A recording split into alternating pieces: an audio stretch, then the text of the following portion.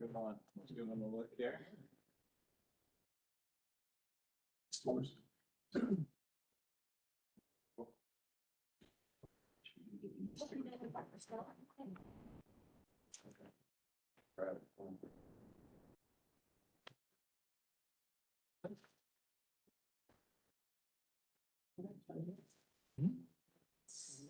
Whenever you're ready, we're recording.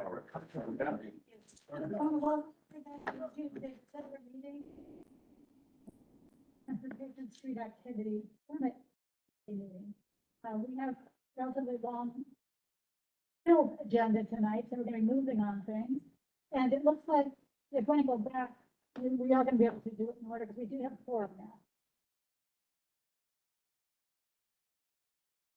Jan starts. Yeah, we are been visiting the streets and landmark historic districts guideline development request. It was done, actually, I think it was actually October versus September meeting. Anyway. We're going to look at, it was on the was table, and we found out from our parliamentarian that expires if you don't do it at the next meeting, our next meeting, which was last month. We're treating it as a new piece of, a new resolution. Treated as they usually are. It's discussion and then vote. No secret rules you need to know. Anyway, anything people would like to say, because they've been through this so many times. Anyone remember what we're talking about? Can you share the information in the docs in the backup? That was putting out a book. And I know that Alice had made some Make it suggestions. clear. It's going to be a lot of it. I know, just joking.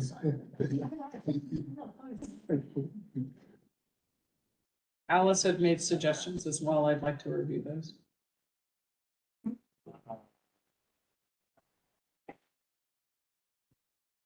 You can go to the end. What really matters is the end. That's all they're voting on is the end. They're not voting on the where.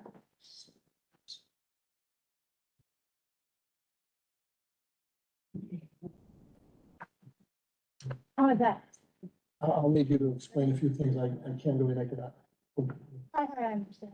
Thank you. I think.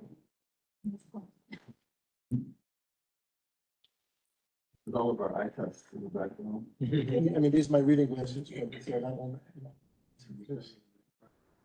Those of you who didn't take an eye test and got your driver's licenses renewed, I can see the whereas. Yeah, I mean, we should be able to see all of it. I love that. There we go. There you That's a go. little bit, yeah. Beautiful. I read.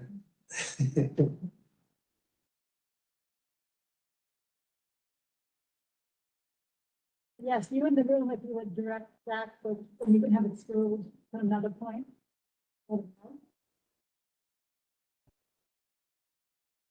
These details haven't shown. What?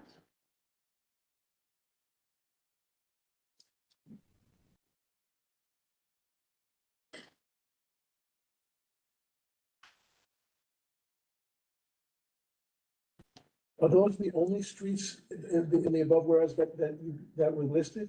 Can you go up to Yes, that part? Lucian did this work years ago, so I Okay. trust it with his number. He went through all. No, because Can you go up a little bit? it was brought up many times on.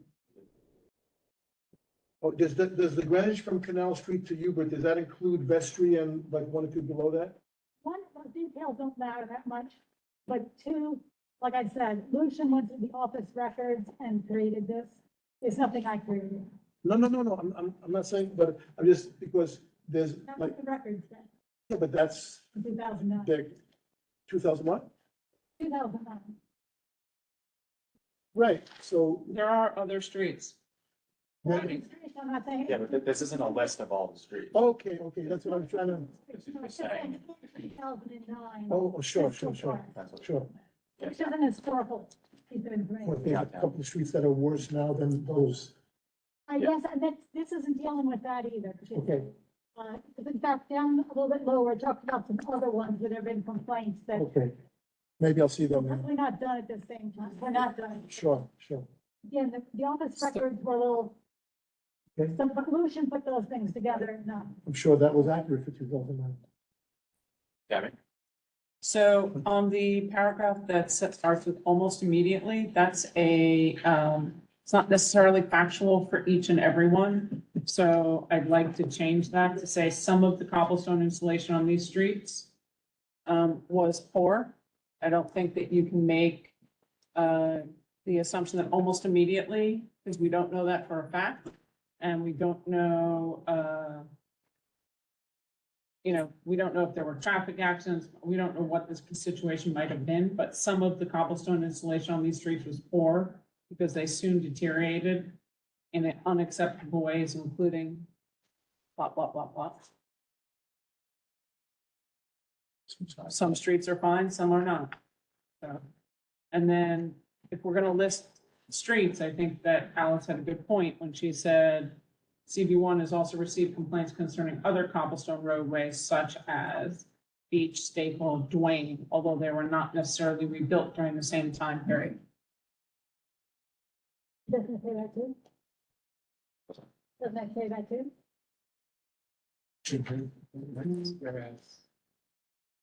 But so you just want to change that introductory clause there? Yeah. Where? So take out almost immediately. How much do Oh, we- yeah, no, I got that one. What was, so say that again on the next whereas, Tammy? Some of instead of almost immediately. Yeah, I got that one, yeah. And then on the following one, it should be CB1 has also received complaints concerning other cobblestone roadways. Down more whereas, because there is another one of that. It says. Right, where instead of other cobblestone roadways such as blah, blah, blah, also generate complaints, although they were not necessarily. It just So you're just started, changing the words around, Yeah. because you don't like the way the sentence. is. Tammy, could you Correct. include, Thing like that? uh, Seriously, do you know how many times I've written this, because people want the Uh, words changed around? absolutely. And And again, at full board. this is what I'm trying to help with, so we don't end up having fights at full board. Tammy, with the such as, can you add that, one that a lot of people have mentioned, Greenwich between Vestry and whatever the block of It's two? there, It's there? it's Greenwich from now. Oh, so that includes that, that's what, yeah, because that's like a danger for everybody. Yeah, we just did the walkthrough on that. You got it. And then in, No, there's a vote. one of the comments that I had that somebody asked me about was where it says properly installed and maintained cobblestone roads are an important part of the historic character. It does basically say that, and I looked at that word and it used the word historic and character like 3 or 4 times. Okay, It was not well-crafted sentence, but the one in there says really the same thing. okay. And they were working on a sentence from an old version as well. Well, it's close enough, doesn't bother me at all. It's like one word. I do want to take out the other opinion one on the following page, though. Can we go to the next page?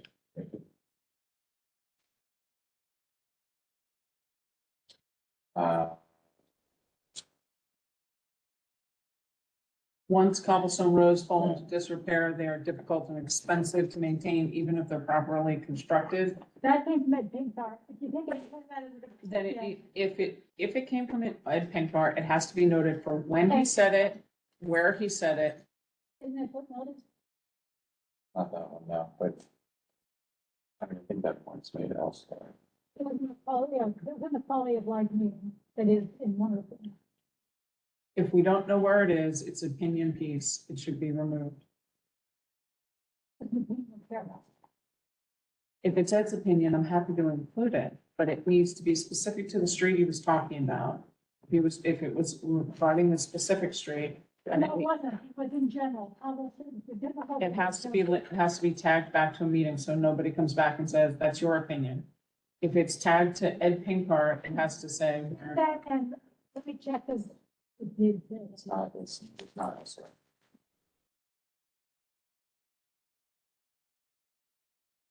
same thing when you talk about, Mr. Woodall. Well, I do, because again, that was footnoted too, so I looked at these things from Alice's comments before I came here, and I saw them footnoted on my computer. And I don't see why somebody else claims the same thing. Laura Starr would like to be moved over, please. She's, Yeah. So.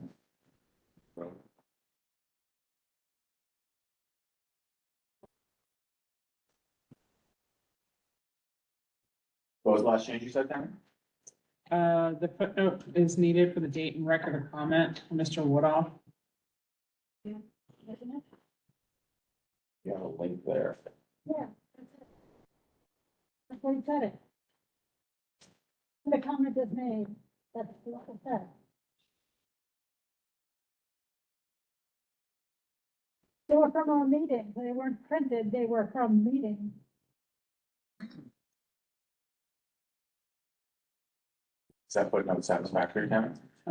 Pulling up the footnote now because it's in an article.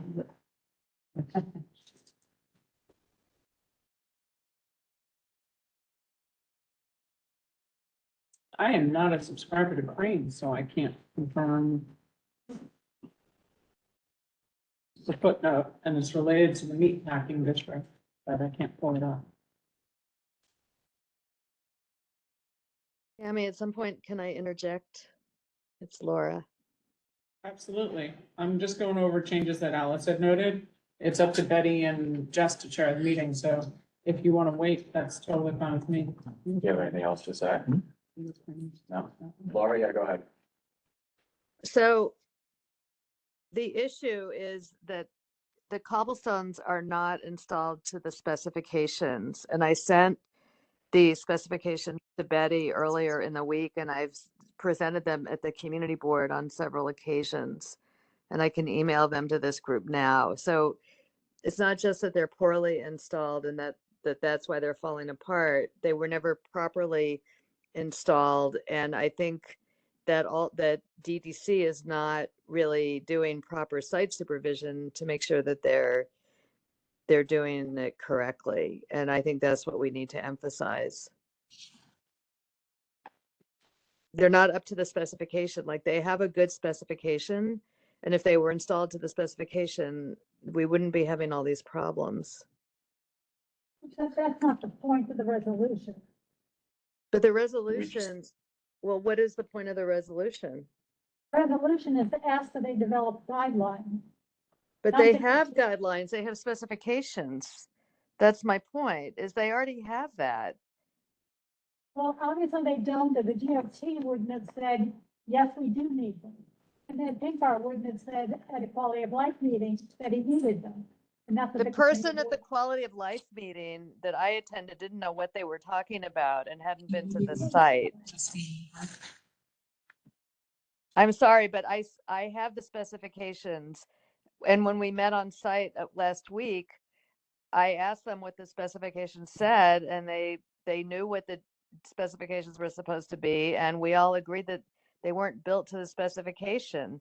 So the question for the community board is, why is the city why aren't they supervising their contractors properly and requiring them to build things to the specification? Which I agree with, but it's a different issue. It's not. I don't understand how that's a different issue.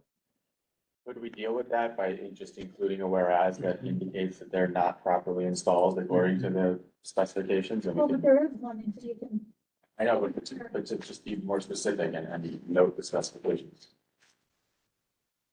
Would that deal with it? I mean, that's the whole thing. That's why there's a specification that legally the contractor is supposed to be held to it, and the work should not be approved and, signed off on. They should have to redo it until it's done right. I mean, as a professional landscape architect, this is the kind of stuff I have to deal with every day. yes, and the warranty period was over, and so we're moving in the after warranty period problems that we have. It's not Well, that if it disagrees with what you're saying, it's just, we're trying to deal with the streets the way they are now. Well, they should repair them and bring them up to the standard of the specification. They've already defined the standard. They That's my can't point. recycle T. What's that? The DOT cannot demand it after the warranty period. That's part of the reason that Kate went on the walk with us at the DDC.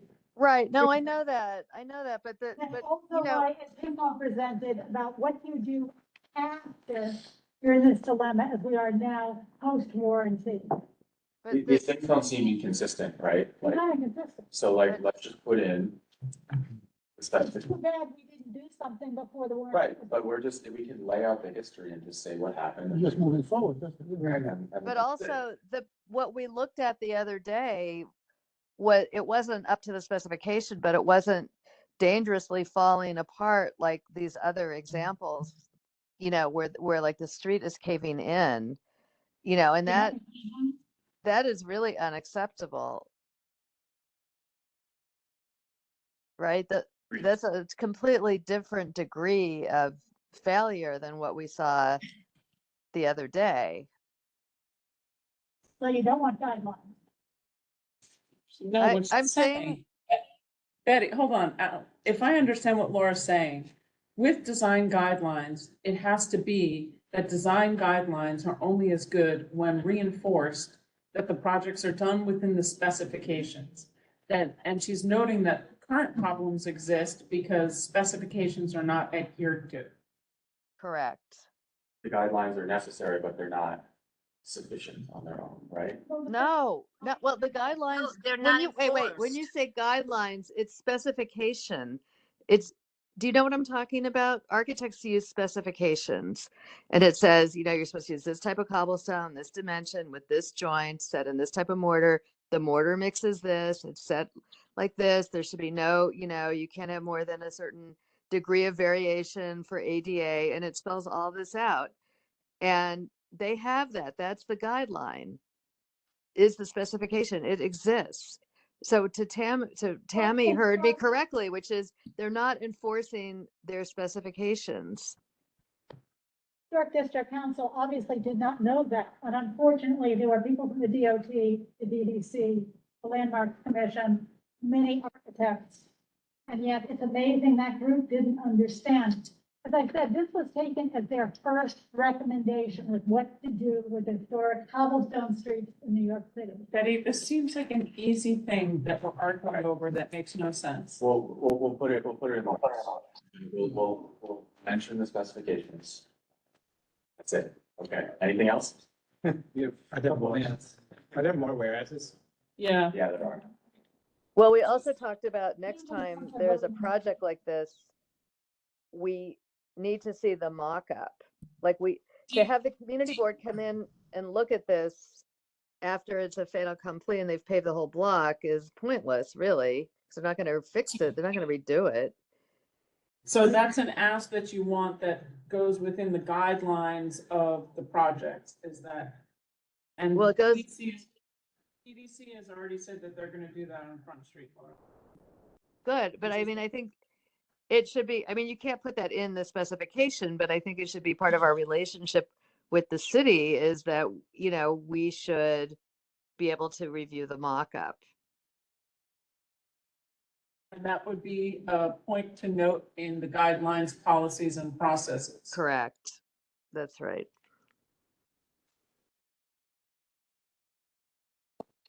Ask is that there is a mock-up, first of all.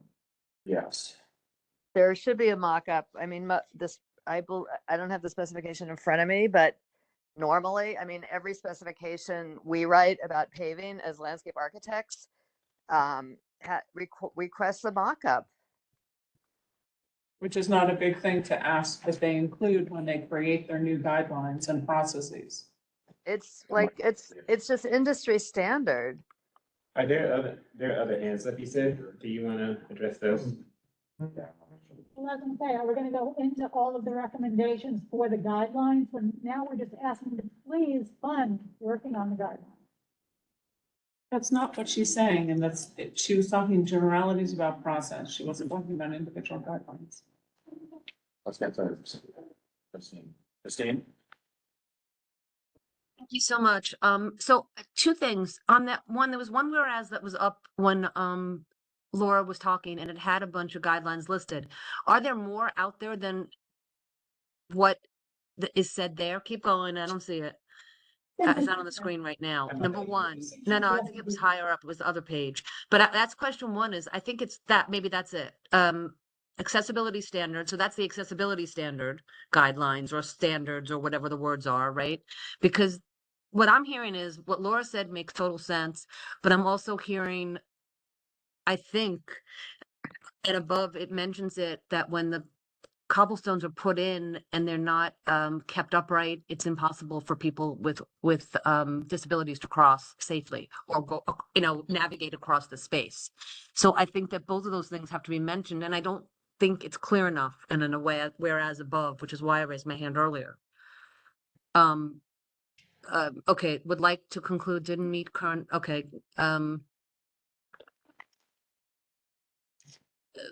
would need to be removed. Interesting. They have to be removed or redone is the question. I mean, I guess where are we going with all this? Oh, we want them to, I mean, what I also heard Laura saying, and I'm not sure Betty was on board with it, but I'm not clear.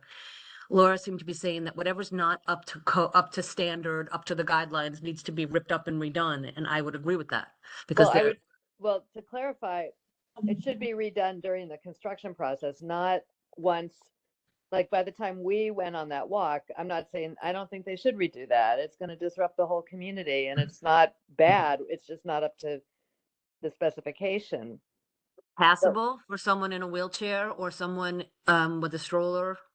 I don't know. I wasn't on the walk there. Well, Sorry, the yeah, po- you're talking about two different things. I know. Justine, you're talking about two different things. Yeah. Listen to what Betty's saying, please. Yeah, let me hear you, Betty. One of them is, Laura is talking about how the architects look at it and what they want done. This part of, again, this was the historic council district's report and thing. They were talking about what the ADA requires for accessibility and those standards. And then there was architect standards. It means that the architects should be building to these standards to meet federal law. No, but it's the Yes. same standard. I don't Yeah, understand. that's what it would have to be, to me, that's my point. It makes no sense to build it not ADA accessible, but it also makes no sense to me to just say, throw the cobblestones out because there is technology. It doesn't say to throw out the cobblestone. No, It does not address I'm what to do. aware.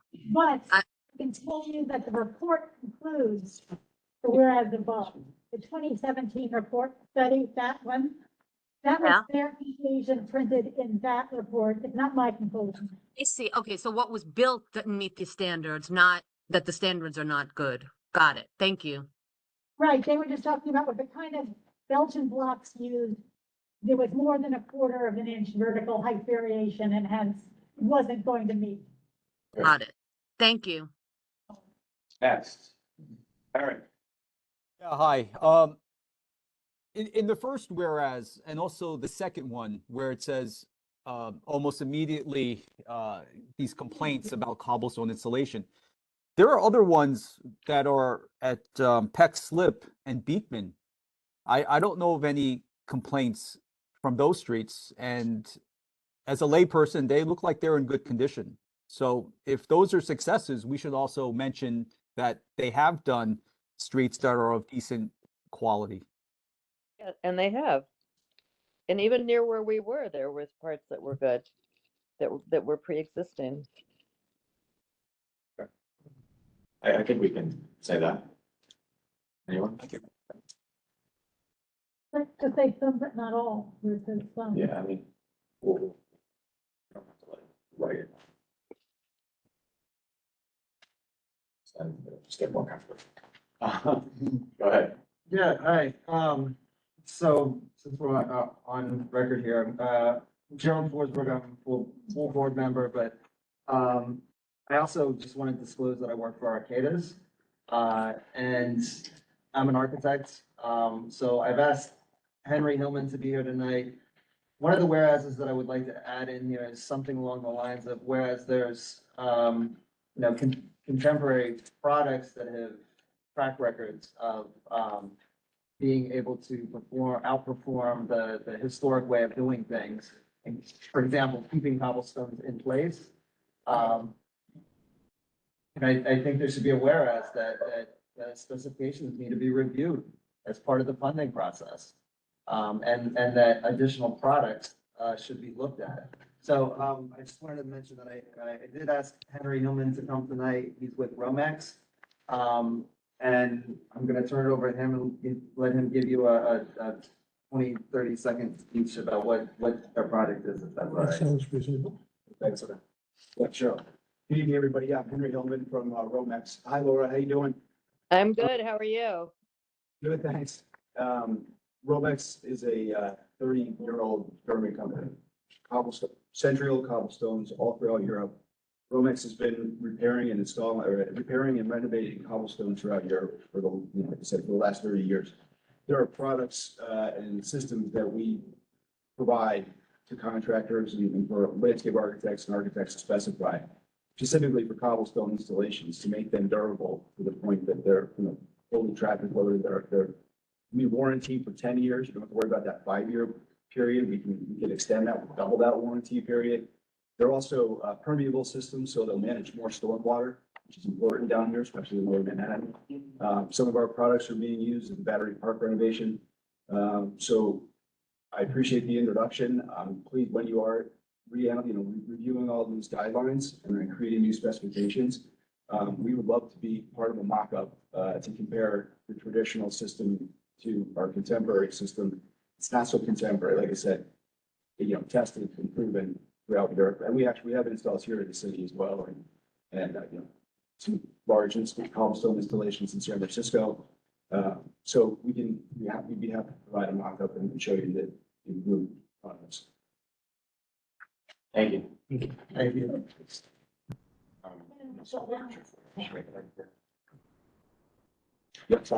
Yes, Tammy.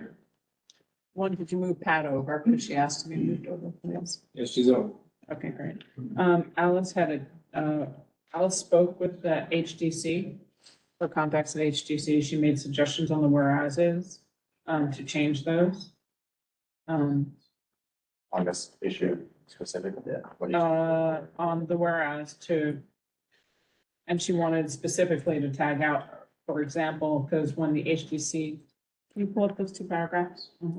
That's HTC. Historic District Council. Thank you.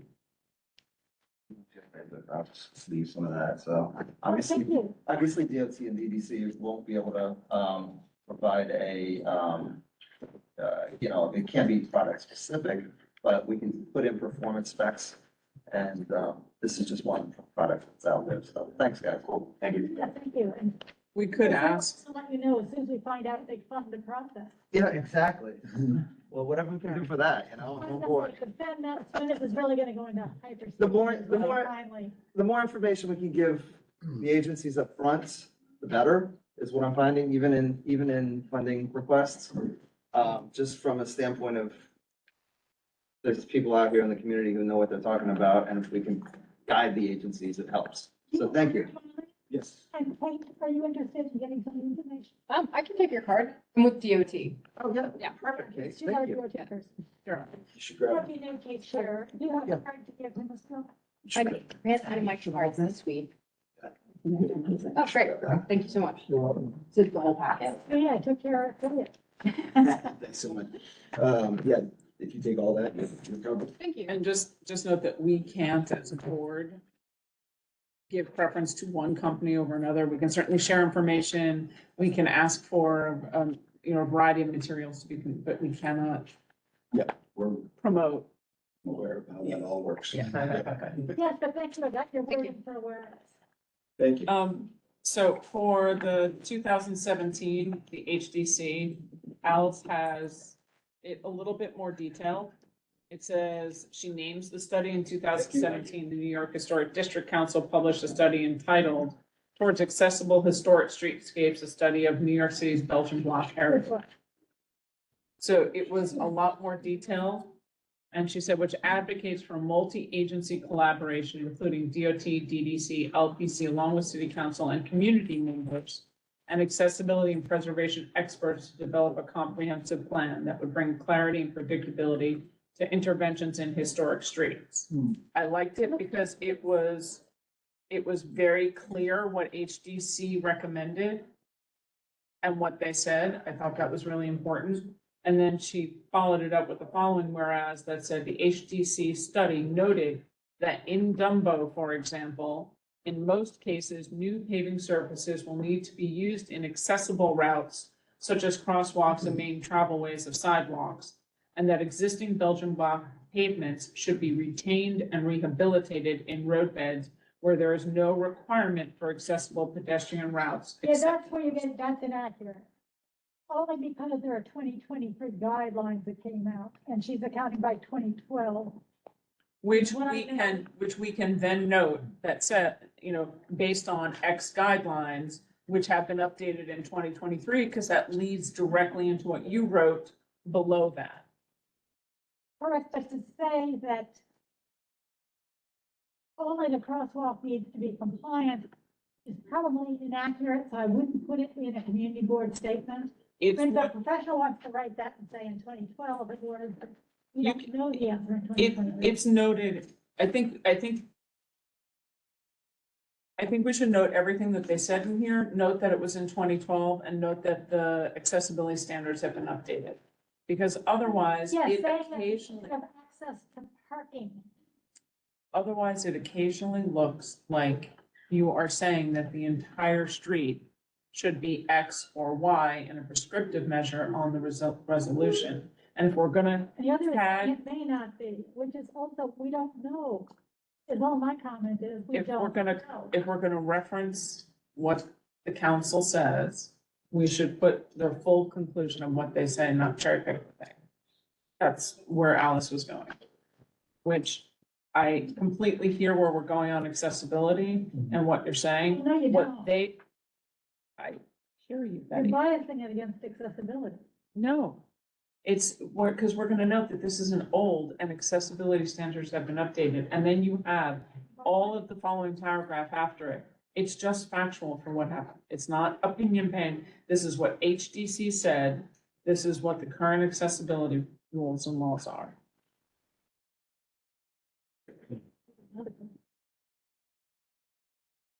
And then she had two more changes.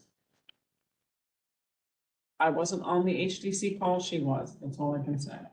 And she read the full report. According to New York City DOT, besides safety concerns, the high cost of installation and maintenance and a shortage of masons experienced with cobblestone, road surfaces in landmark areas often cannot be changed due to landmark preservation policy. And she wanted to remove the whereas unless a date and reference to whom at DOT could be recorded on that. Yes, and I said, I took care of that because it was Ed Pinkar and I put, it was fake, it was verbal. At what meeting? It was the, quality of life, and I believe it was October of 2022, but was written down, if I recall, that I don't trust. We'll just have to find it and tag it, because otherwise it's, Oh, here it is. YouTube, it's Manhattan Borough Commissioner at our CB1 Quality of Life meeting, May 2022. great. So then we'll tag that in there and put the link to the minutes in the where, in the bottom. And then Listen, 1, 2, and then the second to last, whereas CB1 agrees with HDC's study, which advocates that design guidelines be developed for multi-agency collaboration. yeah, just already said that. And then, These are the areas that she size. I have a copy of them. Just she liked her words better than my word.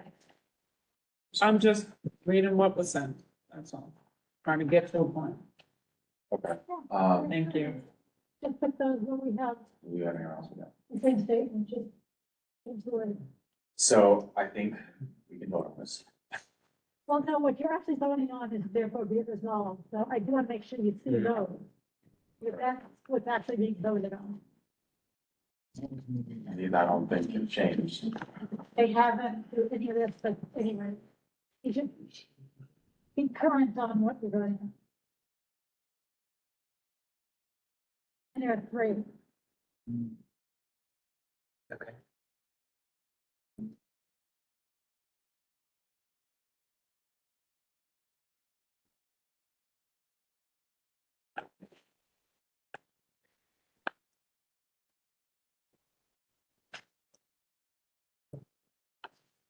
Almost.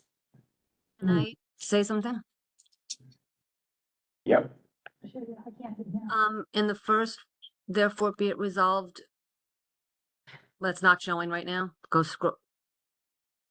Mhm. The word, enforce should be put in there. Develop, certainly, everything else I agree with. No, yeah, therefore be resolved, not the end. Yeah, stop, sorry, not that, stat. Work together to develop guidelines to ensure clarity, blah, blah, blah, blah. Either a separate thing, but you want to, besides develop the guidelines, you want to make sure that they're enforced, because that sounds like what the problem is that they haven't been enforced consistently. So enforced and whatever the wording is that makes sense to the architects and everybody else, but I would suggest that that's what's missing here. Thank you. I hear what you're saying. I'm not sure the word enforce is right. So just guidelines. Enforce is a good word. I would use it. It's guidelines, And- I mean, they're guidelines, but I think it, Process, it's about creating a process Right, that the guidelines are followed. I mean, however you want to say it. The bottom line is, what's the point of the guidelines if they're Well, the not followed? specifications should be followed and enforced. I mean, that's industry standard. I think we got to wording which was, followed, not necessarily enforced and adhered to. Yeah, here too. That's good. That works. Yeah, yeah, just something. Thank you. Yeah, but that Word would be adhere to the person. the ones. Oh, I agree with it. Making people happy. To develop. How about to develop and adhere to historic streetscape guidelines to ensure. Insured here. That's great wording, insurance. Betty's got it perfect. Okay. Just have insured twice, but okay. To ensure clarity and predictability, Sure adherence. ensure adherence, yeah, adherence, clarity and predictability. So you want to add some word in there. Got it, that's fine. Just do it right. Anything else? Call the question. Wow, guys, second. Any opposed, abstain, recuse? Right. Hallelujah. I oppose it, Eric, you. Pardon, I just came back. At the left, I apologize. That's okay, you're human. But doesn't have to be on camera. Oh, yes, sorry. Now you can say it for yourself. Yeah. Poor Eric was in the middle of the street there for a second. Just saying, Marianne Braverman has her hand up.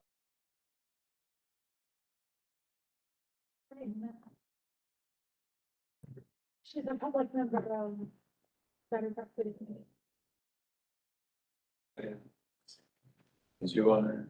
Yeah, I don't know what her hands up about, but Yeah, I don't know what she wants to say or not say, and I know the question's Yeah, you called, wanna so go maybe ahead? she's got something else to say. Way in the beginning, when there was no sound coming through. And then I was grateful when Eric spoke to say you weren't hearing Eric. But I wrote a bunch of chats about it, and I guess nobody's monitoring the chats. So I have nothing to say on this topic. Thank you. okay, thanks, Marianne. I'm sorry. Take it away. Zach, you can, if it's still relevant, you can read it, but I think the vote's taken. Have you gotten all of? Close this one off? That? Bill is something you need to talk about that vote? Yeah. Okay, then by all means, let's move on to the second item because we have one long meeting. Second item is going to be the green rides rule versus capping of the number of for hire vehicles, and I turn it over to Jess.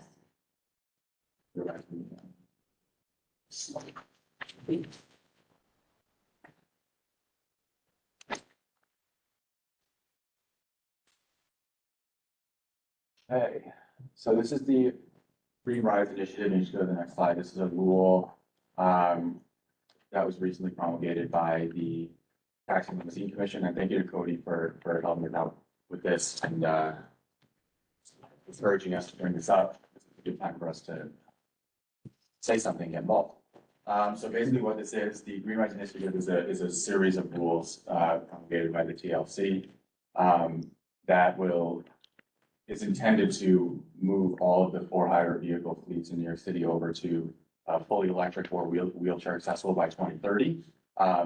What we're going to be focusing on here is one particular rule that's going to lift the cap. You've probably heard about this, for licenses issued to for-hire vehicles, only for fully electric or wheelchair accessible cars.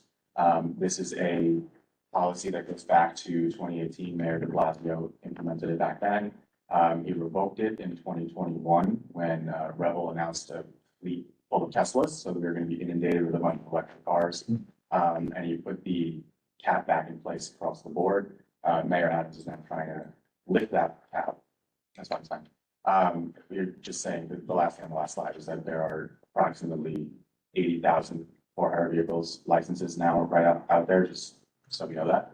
This is an example of the sort of outpouring of opposition to this rule that we've been seeing from some. It has passed.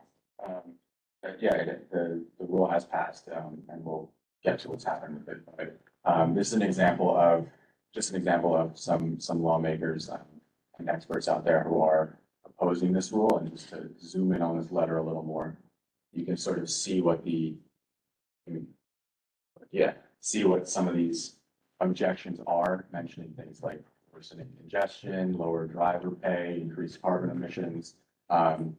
So a lot of concerns coming out about this rule, and we thought it'd be a good time to bring it up here. There's, as is the case with contemporary policymaking in this country, there was a lawsuit, an Article 78 proceeding to block this rule because of improper, they allege improper, not following the rulemaking process, not going through notice and comment. They just want the competition. Typical, yeah, I mean, Yeah. the plaintiff here speaks for itself, but it's a good thing to challenge this rule, in my opinion.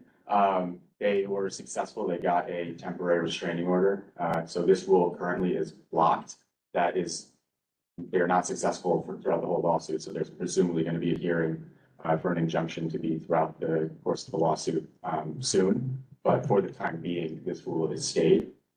In connection with that temporary restraining order hearing, there was a affidavit from an expert on this issue who we actually happen to have in the room here. So I was going to go through this in detail, but since we have him here, do you want to just give us a little background on what you found when you looked into this issue and why you? And this is Charles Tobin. Charles, Well, he should introduce himself and say, Richard. yeah, you can. Please come to the table, Charles, so you can be right there. If you'd like to. I don't have that much to say, and I didn't sort of, it's been a while since I wrote and looked at the affidavit, but the basic argument that I made, and it seemed to me obvious when I heard about the rule and then I ran the numbers in my model, is that adding vehicles, even vehicles that have no tailpipe emissions, electric vehicles, is going to slow down incrementally. And the impact will depend on how many new vehicles are added. It's going to slow down overall traffic. And so the combustion vehicles, the internal combustion engine vehicles, which constitute a large majority of vehicles operating on the streets of New York, not just taxis and ride-hail vehicles, but every other vehicle, are going to pollute incrementally a little bit more, not massively more, but enough in the aggregate that, again, depending upon how many new electric vehicles are added because of this proposed lifting of the cap, the impacts could be substantial. And by impacts, I mean lost time, because traffic is going to be slowed somewhat, and I could recite the numbers that I computed in my model for that. There will be more fine particulate emissions, PM 2.5, which affect local or immediate health. And there will be more carbon dioxide emissions adding, in a tiny way, but every little increment does, at the end of the day, matter to the world's emissions of carbon dioxide. So the point of my affidavit was to say that there needs to be a serious environmental analysis of this lifting of the cap before it can be made actual permanent policy. Thank you. So yeah, you can see the actual findings here. I mean, like Bob was saying, the general idea is, especially at a time when, we're implementing congestion pricing, we're trying to get cars off the streets. This would seem to work in the opposite direction. Cody, Betty and I when we were talking about this, we thought it would be a good time, especially with the litigation ongoing, to sort of add to the chorus of voices, asking for the school to be revoked, if the committee and the board are so inclined. I just drafted up some potential, therefore be it resolved statements. I don't think there's any particular rush on getting a resolution. We can do it next month, if you want. But, with this now sort of at the helm, I think it's important for us to get on record. Questions, Just, comments? just a really stupid question. We're talking about cars, right? We're Electric talking about cars, yes, but, Cars, thank you. Yeah, that's what I want, yeah, thank you. Cody, you want to? Can we pass a resolution on this month? Yeah, no, we definitely can. Yes, no, just a discussion, and it's really would be great. Just to add a point, for folks who do drive cars, this just adds more, it just takes away the value of congestion pricing for people who are. If you're for congestion pricing. But even if you're not, this makes it worse. Right, this makes it worse. I just think the TLC is doing it not for altruistic reasons. They're just worried about the competition and, what's going in their drivers' pockets, as opposed to be getting the world cleaner. I'm not sure, I'm on the fence on this, but the TLC is not doing this, is not opposing this for altruistic reasons. Well, I think the TLC is the one implementing the law. The lawsuit was brought by the union that represents the. I would just like to, by bringing experts on one side, I've had requests in the past to maybe bring experts on the other side to make a more informed decision, because it seems to be a little skewed on the experts that are called into this committee. But that's all, and I've asked that politely before, and it doesn't seem to happen. So that's all I ask. I hear you. We have. Like, that's happening today. Yeah. It is, right? So that's all I ask on a few different subjects. I'm not aware of an expert out there who will say that this would be good for the environment or will reduce. And then maybe, no, it's not about the environment. There's many other things. Just because there are some things that I'm just not sure about. We're just only hearing my point of view. Yes, I'm sorry. I have one point to make, and I'm no expert, but common sense to me dictates that if you have more for hire vehicles on the streets, racing for fares, hungry for fares, look at what happened after medallions. I don't know Uber or Lyft app, so I never take that. So like yellow cab drivers, when their medallions plummeted in value from like $1 million to it's an epic tragedy.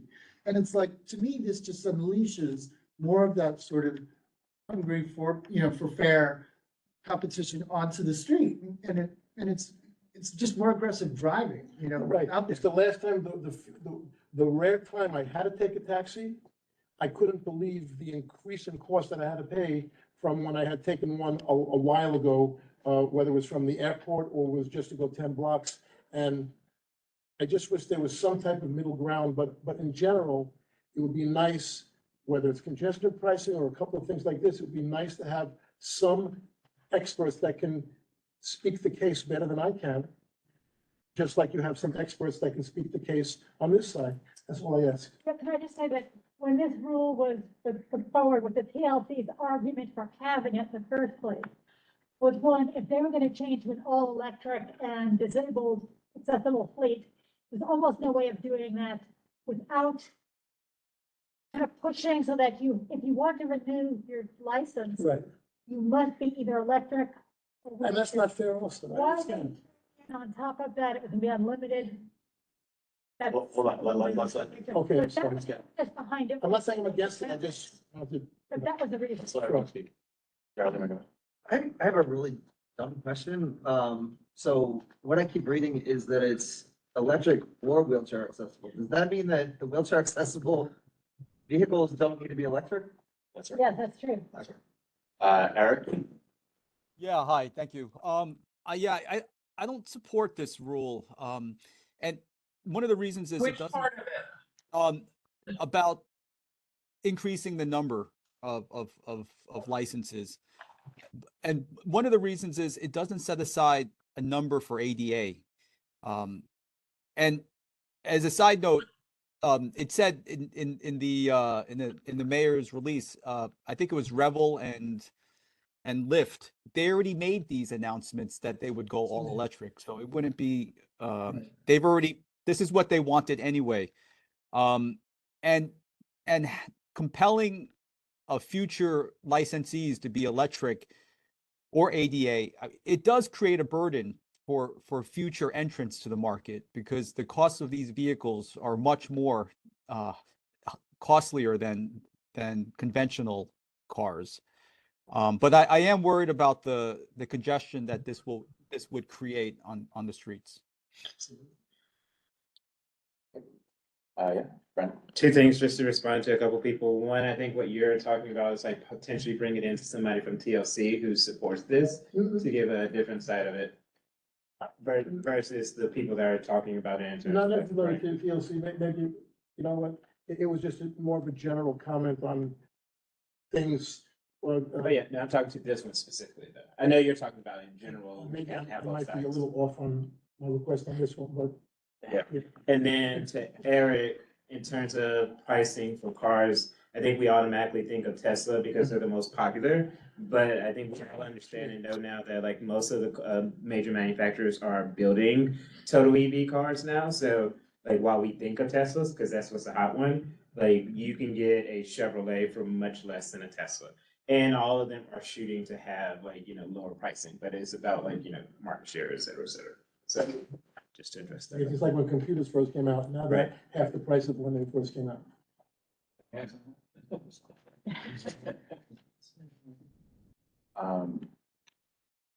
Sounds like we can do a resolution now. I have a question if we want, I mean, one of the things that I think is egregious is, we all agree on, is we all agree that having fully electric vehicles are good, but why isn't there any consideration for how many of them need to be accessible? Should, if we're gonna say we don't wanna lift the cap, right? That there just needs to be a plan put forward so that they become electric, right, without raising the cap, because at this point, what they're doing is you can keep the ones you have, and then all of these new ones will be shiny and electric, which just adds more garbage to garbage, right? We're trying to reduce the traffic, you don't want to add more cars. And especially not for hire vehicle cars, because that's not, it's not like they were saying, hey, let's add in, vans that take multiple people from place to place. It's individual riders and individual cars making individual trips. So it's not helping the goals, it's anti to what the goals are. But at the same time, all of the accessibility is kind of, as was pointed out, left off. Should we comment on that? And I'm gonna ask that to Betty. I think that the last one, what I've writing down notes when people speak, one would be the issue is that a percent of the vehicles that have to be accessible should be included in the plan. As well as those vehicles, should they be exempt from being electric? It sounds like no. Great. And is that what people feel? I'm gonna defer to you, I'm sorry, I'm gonna defer to you, I mean, on this one. Well, I see no reason. If you're really, the goal of the city is to make cleaner and you want electric, then why are you letting internal combustion engines as long as they're accessible? Yeah, no, right, but I'm saying, I would just, like, we need more accessible vehicles. I would like everything to be electric, obviously, but I wouldn't want, like cutting off your nose to spite your face, because people in your situation have to get, instead of waiting till it happens, there needs to be more accessible vehicles now. So, I mean, I'm also on the fence on that one, but I'm obviously in this situation, I'm deferred to what you feel is best. Well, why don't we follow the same path that Tammy just recommended, and that is the plan that moves towards fully electric accessible vehicles.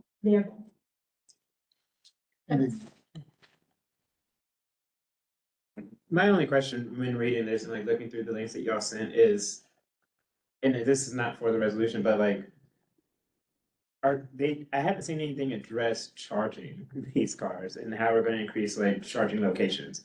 Cause if people are, I mean, are they gonna, like, to me, it sounds like you're gonna then ask them to go all the way back home, cause you know, they're not necessarily here in Manhattan to charge and then come back and work more. So I feel like something needs to be addressed in terms of like making charging, like increasing charging stations, requiring gas stations to have more charging stations or something, so that like, Yeah, it starts to get complex because now we're starting to encourage more vehicles to come in if we create more charging. Is this just for the, As- I'm sorry. No, I didn't do it. As well as the fact, and I'm citing this man over here again, but I believe like all the electrification, all the power we get is mostly from fossil fuels around here, right? So, I mean, But the mayor already guaranteed that every garage in New York City, Yeah. every public garage would have electric vehicle charging stations in them. It was one of the promises he made. I don't think his rollout is happening anytime soon, but it was one of the campaign promises he made to be able to support electrification for electric vehicles and green initiatives. Jesse, What that also added another comment with the have a plan that moves toward, and one of them is the electrifying the disabled ones. Has Yeah. percent that are going to be disabled. Another one being that there's adequate charging infrastructure for these vehicles. Jessica, Betty, can I ask you, is this, the cap we're talking about, just like Manhattan or all of New York City? Because I would be more in favor of not lifting the cap in, say, in just part of Manhattan, but there are parts of the boroughs where there are, you know, that's the only way to get somewhere, unless you want to wait like, you know, like, an hour for a bus on a rainy night in a desolate area. Like I said, in Throgs Neck, in Co-op City, in Pelham Parkway, in Jamaica Estates, in Cambria Heights, in parts of Staten Island. You know, so, well, there are 80,400 vehicles out there now. but if, yes, but they're going where they get the most fare. So, you know, try to get a taxi and, you know, waiting somewhere in one of the, in somewhere in the outer borough, and it's not the same as waiting for a taxi down here. Of course. So what I'm saying is, this might be a moot point and not doable, but is there anybody have any wording or ideas where, like, a cap could be listed, just like they made the green taxis, you know, like in the outer boroughs, so that's more could be done out there, where you keep a cap, like, in the congested areas? I'm putting it out there because. the I only- don't think so, because it's like trying to put a cap on herding cats. Right? I mean, no offense for the Yeah, no, I analogy, but understand. it's designed to be a mobile industry. That's what it's for. And yes, for a But the living, green caps were specifically made for Here's the, my suggestion, yes, ma'am. I mean, the middle road. Since if you're going for a cap, and that's fine, because it's citywide would be the cap. Which Okay. is the point they're making. What if, when I have these different little bullets here, with a plan that's working toward adequate availability in all New York City neighborhoods. That's a start. Yeah. That's But they have to do that, and they can then, in the plan, say, you know what, we're gonna cap them in these neighborhoods. Right. That's gonna force them out into these, because they can't be here, and they can do that with, electrical, they can track vehicles, concentration. I just know that some areas where Yeah, family right. relatives live, it's, you know, if the train is not running on night or weekend, it's really a hassle. And for somebody that can't afford a $50, $60, $70 taxi fare. Right, no, they can do kind of local, as an agency, they can do a certain amount of capping and incentives to distribute better. And that's what you're talking about, that's what they need. As it relates to this rule. We okay with this resolution? Yeah. Yes. Let's, no one. Let's vote on it. Anyone want to, am I allowed to motion? I call for it. I'll second it then. Any opposed, abstain, recuse? Can I abstain? Sorry, who? Abstain. Yeah, I'm gonna abstain also, but not just to try to get a negative vote, I really am not sure. say your name. Nick, go ahead. I'm in. Eric, when you're online, I'm not a fan of the Uber or Lyft either, but. But I vote yes, I support it. any other that are nays or abstentions or refusals? So I guess take the rest as yeses, so thank you. To come in. Don't you change my vote? So I think so. I mean, that's my opinion. You think it's still gonna pass? It passed, it Next passed. agenda item, But I mean, which I need to keep. it's not just, I'm just taking it as a cycle. Daylight. Daylight, like, Yeah, I know. like reading the stories about it. We should. Yeah, we'll do daylighting. This is actually something I moved and changed a lot while I was in the process of putting this together, even after the agenda. Well, I did, it was an announcement, I think last Thursday, that kind of changed everything. First of all, let me define what daylighting is for those of you who aren't familiar with it, especially with this particular term. And I want to give thanks to, this was from a presentation done by some engineers from Sam House, so I did steal some of their slides. So I'll give them credit for that. Anyway, what this does is it shows you the part that is lit up or light is what is visible to the driver. Anything that's in the dark area, the people in the dark area can't see the vehicle. The people in the vehicle can't see the people in the dark area. That's outside what is daylighted. There's no vision. So it's a street design intervention that allows visual obstructions closest to the intersection are removed to improve the visibility. So that light section is bigger, what we're looking for. So all the road users can see each other. Keep in mind, the cars are in here, the people are in here. Bicycles should be in here as well, they just aren't. But they're also players in this whole visibility of need of sight lines. But in the context of street safety, this design makes pedestrians and crosswalks more visible to drivers, but vice versa, it reduces the chance of collision. It also lets the pedestrians see the vehicles and bicycles better too. You know, we get lots of complaints from people who are surprised when they step out and see these things apparently attacking them, but they just never sight line. It's part of the problem. Can you just read those two paragraphs, Jesse or Betty? That's what she literally understood. Yeah. Oh, I know that. I thought you were Oh, explaining. just a street design, yeah, that's all actually. Street design, where about visual instructions closer to the section. Okay. So Like- this one, Like signs and stuff like that? No, go to the next picture and you'll see it. Okay, I'm sorry. And Betty, quick question, sorry, in that picture, the cars that were on the left and the right, those were just parked cars, and that's what they're complaining about, right? They're the obstructions, yes. Oh, that's all the placard cards. No, well, there are everywhere. Right, I mean, that's. And they could It's not here. versus the state laws, because again, here you have the first parking space is not allowed to be occupied. That matches New York state law. So for those of you who take driver's tests, you probably reacted to the state law that prohibits vehicles parking within 20 feet of a crosswalk or an intersection. Keep in mind, many intersections don't have crosswalks.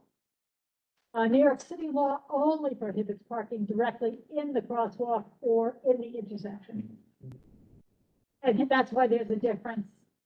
New York City created its own exemption. Next. Yeah, and again, well, he did this work, and it's not our district, because it was created for a different community board, one in Brooklyn. But it's the intersections that are written here. And over half the crashes in New York City occur at intersections, hence the importance of this whole issue. The vast majority of the injure or kill pedestrians, these accidents that occur in the intersections. Intersections have the most conflict points between the different kinds of road users and the highest volume of pedestrians. So this is really where the risk point is, hence the concentration on intersections. So how is it implemented? Because you've probably seen it in places and didn't realize what it was. Pretty rare. There is an interim way of doing it. Well, an interim or a pilot, these could be reversed. They could also be just quick and inexpensive ways of doing it. Keep that in mind. Things like textured paint, lane markings, flexible posts, rubber medians, planters, bike racks, granite blocks are examples that they use that could be used in the interim or pilot. The picture, this is another example. This is from New York City where they use plants. And they also use some flexible. Here's another one where they put the block in as well. And yeah, we need more. I mean, we're taking in our, a lot we're taking in our district. Some are from downtown Brooklyn, which has the same problem. But Eichmann Street, daylighting intersections needs more than paint and signs. That's another consideration we want. We need, which kinds of temporary would even work in our district, and what would be useless as far as pedestrian safety is concerned. Then in incremental, the next step, of course, is where you go into permanent, long-term or permanent solutions. You'll see here the sidewalk is built out. Where that first car would have been parked is now part of the sidewalk. And this becomes part of the discussion as well, ultimately, when you're making decisions for the district. In this case, concrete curb extensions, which are permanent, can have bioswales, they can have benches, city bike, all kinds of amenities. But they also give much better sight lines to pedestrians because they're out there by the traffic lanes. They're not set back. It shortens the walk the seniors have to make because they can get their curb line is right up close and shortens it up, which is a big senior safety measure. Yeah, next, but we are talking capital expenses. This picture is interesting only because this is from NACDO. Kate will know well, but the National Association of City Transportation Officials, New York City DOT is a member of NACDO. To give you kind of sense of who belongs to a group like that. And this is what it would look like in the ideal. And I love the fact that they make their curb cuts nice and wide. In our high volume streets, I wish more of them did, because lots of pedestrians are jockeying with each other. And I'm talking able-bodied people with strollers, everybody. So this would be kind of nice. And again, more examples where greenery is put in, that they can put in some of these permanent plants in the ground when you have the curb neck downs or the curb built out. And also from the driver's view or cyclist view as they come down the street, look at how visible the pedestrians are when you have these build outs or neck downs. It really is quite remarkable what a difference it makes. And again, the ideal, this is from NACDO showing what they would like to see at every intersection. And everybody in that darker green area, they can all see each other. They all have their sight lines within that area of all users. Okay, so definitions. And this is from the DOT's 2022 study of pedestrian safety of older New Yorkers. You look at curb and sidewalk extensions. It's a third from the bottom. Actually, there was a drop of 34.1% that were killed or severely injured, making a big difference in the injury. Just that one change for safety was significant. So next. And this is what changed it all, and I had to change it. Before it was what do you think and promoting, because there have been more and more community boards and others pushing or wanting sight lines improved with daylighting. But in fact, it was announced on Thursday, I think. Yes. Yeah, so, the DOT commissioner here, Commissioner Rodriguez is announcing it, but in fact, Mayor Adams standing next to him also had an announcement, and you can see on the mayor's website too for the same thing. 1,000 other intersections with safety reach signs. That's from the 2022 streets plan that was logged 2019. But it also adds 1,000 a year that will be done for daylighting. That was the addition that was in this announcement. Well, actually, Will Kate be able to tell us what intersections in Community Board 1 have been suggested for daylighting? I do not have that at the moment. And this mayoral announcement is relatively new, and we are still figuring out what our strategy will be to meet this new goal. So once I have more information about how community boards can Well, suggest. to finish my. I will let you know, and you can also direct questions in the meantime, and I can check with my colleagues what we have. Sorry, Betty.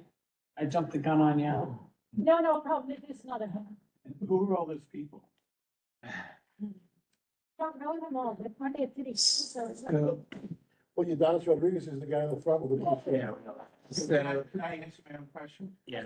Except for Udonis and the mayor and the police officer, those are family members who lost Oh, the people who lost family. members run over and killed by drivers. Yes, no, my brother was severely injured, but he didn't die. Yeah, I have two other questions. You want to ask, or do you want to let Justine, and then you can go right after her, Thank you. and then I'll finish.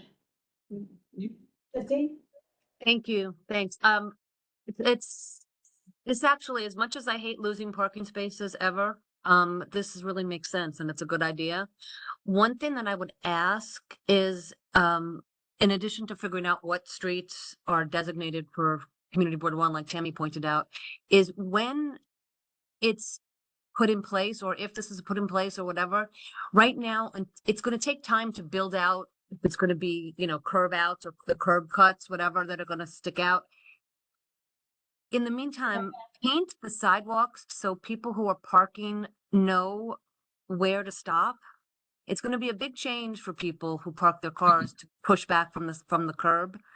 And because right now you just have to, as you pointed out, New York City law is it's okay if you're just not blocking the crosswalk. So if we could do with just paint as to where the spaces should be, that would be, and I think way less expensive and something that's a pretty expedient way at which addressing this. So however you want to do it, it's a suggestion. And if we put a resolution out, I would ask that something along those lines be put in, if it makes sense to everybody else. Right, now, do you agree with the presentation where I talked about the low cost, easy ones, which were paint? Could be. Yeah, 100%. I mean, I love everything that's in there, but I'm thinking that takes time. And this sounds like it's a really important issue. Okay, let's finish the presentation. Tammy, do you want me to finish the presentation, or do you want to? Please, presentation first. Eric on this slide, or can we finish? I'll wait until the presentation's over. Yeah, it's now moving towards, yeah, so how do we choose locations? Next. Some things I think everyone, because the resolution I'm really looking at next month, I want people to gather some information. Senior pedestrian zones, if you notice on the map, we are in one of them, New York City senior pedestrian zones.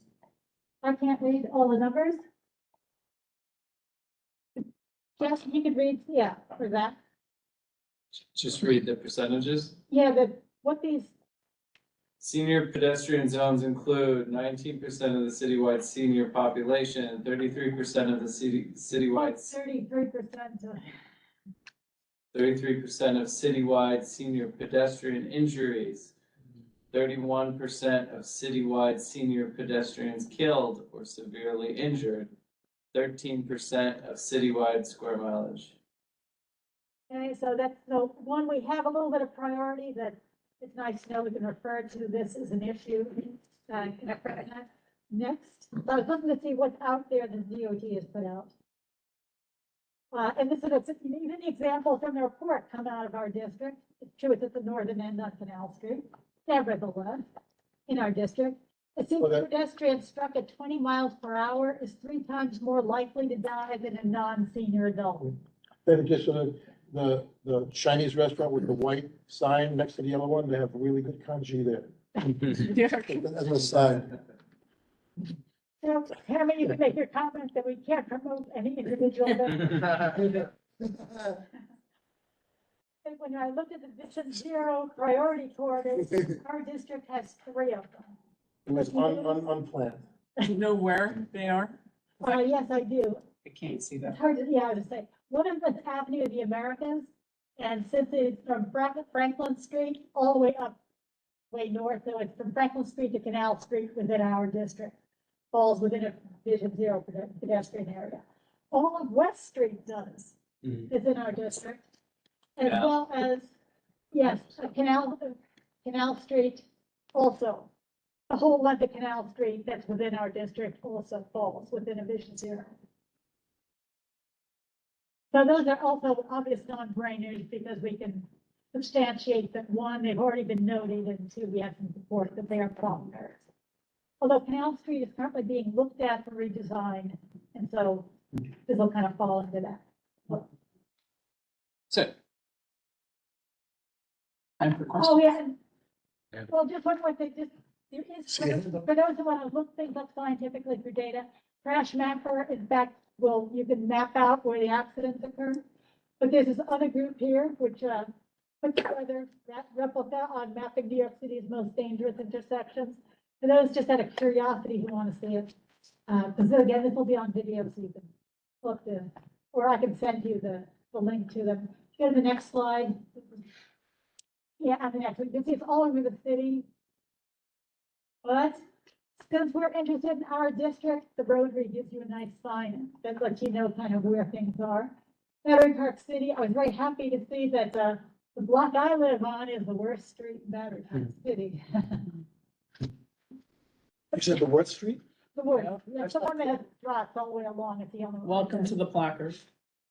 Do the colors indicate, Colors, occurrence? colors do not necessarily, but I'll show you what this does for those who are interested in going to it. As you can see, they're scattered around, but for those, for the next one is specifically Tribeca to get a sense of how they're distributed, and it's interesting, it's the north-south streets are the most striking. So for those who go to it, you can look at it and see your neighborhood and get a sense of where they are. The next one is FIDI. Literally safe number. So, you know, you can do a certain amount, and I think the next one shows what happens when you click on one of these dots. Oh, no, I did take a picture. When you click on one of the dots, it drops down and it gives you a lot of detail. The name of the street, how many accidents there were, what kind of deaths or severe injuries there were. There's a lot of data attached when you actually click on a dot. So that's why I know that the color doesn't, I thought the darker it got, the more injuries there might be or something, but it didn't really look that way when I checked a bunch of dots. The type of accident. Well, it might be. But anyway, you Like can it check was- that out. Or just an injury. Yeah. I just want to. Betty, can I go? Tammy says you can go and then Tammy will finish with her questions. But Eric, yes. Okay, so Betty, when you were saying daylighting of the intersection, where you would remove parking, let's say from the first 20 feet from the crosswalk, that makes sense. That makes sense. But then you started going into other initiatives where you would extend the curb to the street. So that's a different initiative, right? Yeah, but no, that's the permanent way of doing it. So instead of the temporary, which I started with, it's the same space, taking away the parking. It's just instead of putting some bollard or stone and then some bike racks, they're using cement sidewalk and giving the advantage of sidewalk. But You've all then seen those corners where you stop and all pedestrians can't fit by the corner because it's so crowded. That's But the then- advantage to use permanent. Yeah. But then it shouldn't be called daylighting, because if you're going to start from one of the pictures I saw, there was greenery, there's boulders, you're creating more visual obstructions as well. No, So they're all low. They're low. They're like They're low. 2 feet. And even short people like me can easily see over them. okay, and then by doing this, it has to be comprehensive. We have to have pedestrians know not to stand in the street. I mean, I stand in the street sometimes when crossing. I'm guilty, but there has to be an awareness not to stand in the street when waiting to cross. So it's a safety where it's everyone's responsibility. And then also, if the goal is to eventually make these streets narrower, how will trucks and buses make their turns? And then let's say, for example, a bus needs to make their turn, or a fire truck or an MTA bus, they'll have to make a turn, and then part of their rear wheel has to drive on the curb, and that creates an unsafe condition. I also worry that I'm not gonna address that particular, but in reality, they would allow you to park there if trucks need that space. So, And I'll just say that when permanent daylighting is implemented on these corners, it's to allow for emergency vehicles and access to still be able to continue on that block. Yes, I'm sure the designers planned for it, but it's not enough space. Many times I see where this happens, where these improvements have been made. Let's say an MTA, the coaches, when they have to make their turn, part of their wheel ends up on the curb. So yes, it fits the design guidelines where the bus can make the turn, but life doesn't always happen that way, where there could be some obstruction, so the driver can't always make that perfect turn as was planned, and then you have vehicles, tires on the sidewalk. And then also needs to be considered that with all these bump outs, now ambulances and fire trucks, they will take longer to respond to calls. So that we have to consider, does the DOT consider traffic flows when they do? Look, safety is very important, yes, but so is traffic flow. And then where will somebody, if they need to drop off somebody, pickups, for hire vehicles or family, friends, or owners of vehicles, how will they pick people, how and where will they stop to drop off or pick up people? Yeah, people can do pickup and drop off in no standing and no parking zones. Both of those regulations allow for quick pickup and drop off, and we're also expanding our neighborhood loading zone program, which allows for that as well. It sounds good, but there's going to be less places, and people are going to end up doing it at these intersections, creating traffic delays. And there's going to be slower average speeds. Okay, thank you. let me say, yeah, as far as the resolution for those details, thanks, we'll include that, but most of it's gonna be next month, so don't feel too rushed off because the actual resolution isn't gonna be this month. So that's good to hear, because I've got information that I want from Kate before we do a resolution. One is from, I remember the mayor's announcement in 2022, how many of the 1,000 intersections, I mean, I have no idea how many intersections in all of New York City, but 40,000, but it's So- over 40,000. out of the 1,000 that he said a year ago, how many of those has DOT been able to accomplish? I have to double check. Yeah. I mean, I don't want to give you the based on exact budget number. and funding, I'm not thinking it's all that many, I'm just saying. But yeah, we'd love to know, because it's great to make an announcement of 1,000 a year. At the same time, everybody's getting pegs and cuts. It's, the reality of how this works. And then I'd like to understand a little bit more, Betty, if we have 3 pedestrian zero zones, right? West Street, Canal Street, and Avenue of the Americas. Are those the first ones, are those intersections the first on the priority list from DOT that look at daylighting? Because we did a lot of work on a lot of those intersections on West Street already, with timings and crossings and things like that, to try and make them more pedestrian friendly, because they were kind of on the brutal side. And I don't know if you can do West Street because it's technically state road. So I'd want to know do the pedestrian zero zones get priority on the daylighting? 2, is West Street actually really an option because it's state, not local? Okay. Right. I would have to check that. It's been my understanding that the streets identified by Vision Zero receive priority for installation of safety measures like speed humps. I'm not certain if daylighting would be in the same case, so I would have to check that as well. And then thirdly, how does the daylighting relate with city bikes sighting of locations? So for example, if we leave this lovely one up, I can, go back, there you go, thanks, Zach. I can specifically think of an intersection in Battery Park City that pretty much has a no parking for 20 feet from the crosswalk, because there's a 20-foot city bike station there. And is the city looking at city bike installations as a way to provide daylighting at intersections? Is that like a thought process that goes into the consideration? I'm not certain if we're explicitly adding that into our daylighting. but I can.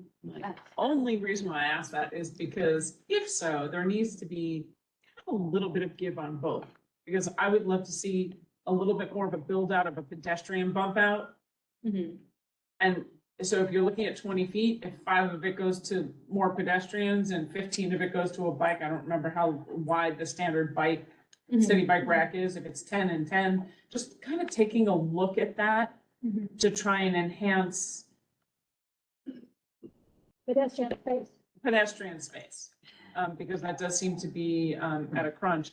And I want to just acknowledge Eric's concern on places that I've seen the bump outs happen, especially in the higher tourist zones or the commercial zones where what we see currently are for hire vehicles stopping near the crosswalk, in the crosswalk, at the bump out, next to a bike rack. Like there's not a place for people pulling over anymore. There's not a place for loading. We've got, so, you've got a lot more, at least from where I see, trucks in the street. It's awesome to have a dedicated bike lane because at least in an ideal world, they're not parking in there, but they're then parking in the streets, which is not helping us. And I don't know where daylighting can come into consideration for how it happens.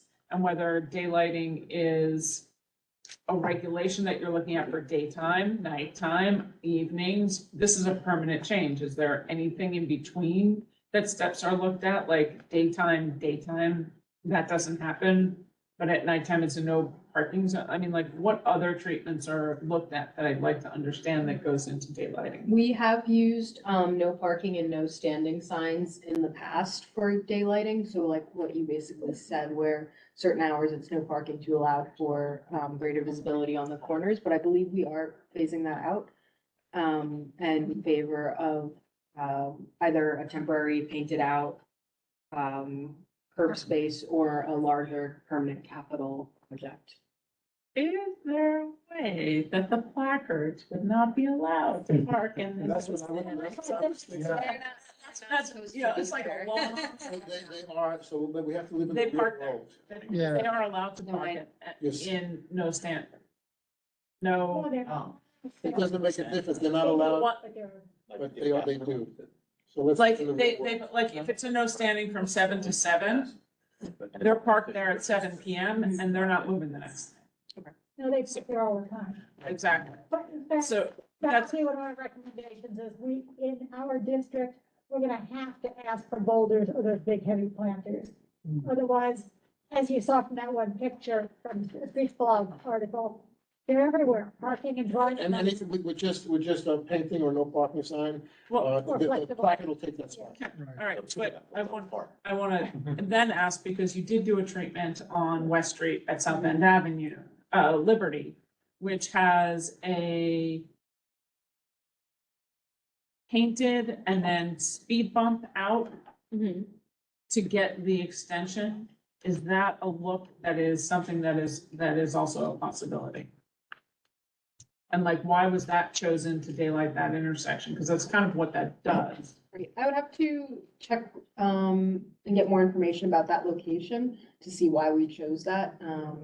And if that's something we can consider more in community board one. Well, the other thing then brings me, that's like the most modern wide street that we have. And then when you look at the historic streets, like in Tribeca, I'll use Duane Street as a great example. If you're going down West Broadway, just take the left on Duane. Yeah. You tried to do something on that corner many times, and people have just riven over the flexible things that stand. It's a little dangerous curve. It's, right, so understanding the difference on the daylighting of how it works in a historic district versus a 9A would be something that I think would be really cool to understand, because our district is so opposite ends of the scale. I can't see daylighting working on a lot of our historic streets. I can see them working more in commercial corridors and really well. But then when you look at Tribeca, that's kind of the mixed use variables. Can I just say one thing jumping on Tammy's point, saying taking West Broadway, just for now, there's so much construction right now that I'm hoping that it's a good thing and I'm for it, but it can't just be like taken in a vacuum where we're just doing it because there's gonna be a construction project for 4 or 5 years, like, say, there is right now on West Broadway, where everything's going into one lane, and sometimes the turns are a little dangerous for bikes, and for cars and for scooters, then there has to be some type of holistic approach. Mhm. It can't just be, well, we're doing it there because there was a lot of accidents there, which is normally good, but now there's gonna be a construction project, so there's one lane with a small turn. And I'll just say that DOT does have, a specific office that does construction management and mitigation. So when we are issuing permits for large construction projects, we do, and, not just large construction projects, any construction project, on the street and the roadway. We do take into account like the traffic, pedestrian and bike safety in the area, but obviously it is not perfect and can be improved upon, but we do look at that. Thank you. Have you been on Greenwich lately? As a pedestrian? Yeah. And then, I believe I Betty, want to comment. my last comment comes directly from Deborah Glick, when it comes to the crash reports. She was run over by a bicycle. 911 was called and the police told her they're not required to take crash reports from bicycles hitting pedestrians. So she insisted, she insisted on that. She insisted it go through because she was injured and she ended up going, et cetera, put it down. But that's a critical thing that I think is missing for pedestrian safety. I'm not throwing shade at bicyclists, I swear to God, please don't go down that road. I am. But it Almost get hit on a weekly basis. but it is an important thing that we need to take a look at how to fix in this city to have equity for everybody, pedestrians, bicycles, cars in a car. It's in, it's a heavy vehicle, but with the uptick of electric vehicle, electric car, electric bikes, scooters, gas powered, and particularly with open dining, because people are not supposed to cross traffic lanes to serve alcohol. It's a relevant issue that needs to be reported. Could I just ask, they said the police are not required, meaning that they won't do it, or that they're not required, but they will do it if you ask them? Deborah had to convince the guy for 30 minutes and wouldn't leave in the ambulance. Okay, and she has pull, so And it's one of us, she's an assembly. Yeah, That's all I'm okay. saying. I just want to say in support of what Tammy just said. In the 1980s, when I was running Transalt and began focusing on collisions, drivers against pedestrians, drivers against bicycles, and bicycles against pedestrians, the NYPD maintained an excellent publicly available database. The state gave it to me every month when I called them for the previous month's data of all 3 types of collisions. And it is completely outrageous for NYPD to have told Deborah or to tell anybody else that they are not required or not even permitted, I forget which it was in Deborah's case, to file a crash report. And I have seen and I have crash reports in which the NYPD can fill in that it was a bicycle colliding with a pedestrian as opposed to the more standard automobile colliding with so it is just outrageous what you have had to tell us. An accident should be an accident, that's it. I agree. Not accidents, they're It's- crash. it's- So I know, well, It's about finding equity for pedestrians in the conversation, because there are people need to be at the intersections, all the people need to be safe. Everybody needs to stay in their lane, pun intended.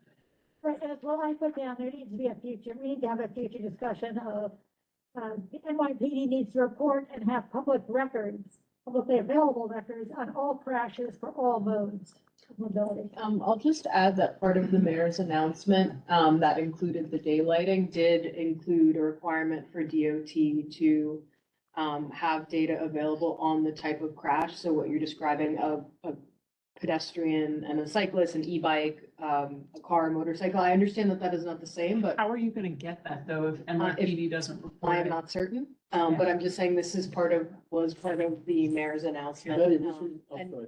NYPD is also supposed to, following this announcement, include, traffic fatalities and, injuries in their CompStat reports as well. I'm sorry, can I just add to that, though? That, bicycles are considered vehicles under the vehicle code. And I often have problems with that because I don't feel that bicycles are accorded the rights that, you know, automobile or motor vehicle drivers own, but they are legally bicycles. And so the mayor should not have to do anything. He should simply be telling his NYPD, this is the law, you have to adhere to it. You know, Betty, Good scooters too, because again, there are always other modes. Betty, one way to make some of the reporting easier is when we get to item number 4 on the, Jesse, when we get to item number 4 on the list, I think, for people in favor of that, that might help the reporting. We'll get there. Yes, and if I want to get through this simply so that we can give Jess some time. Yeah. Because this is gonna go on next month, and in fact, Kate will be looking for you to say that. Some answers, or to talk to some of your units, and someone would like to talk about the various things that can be done for daylighting. So that people are looking at the resolutions and look at the various options that they may want to recommend.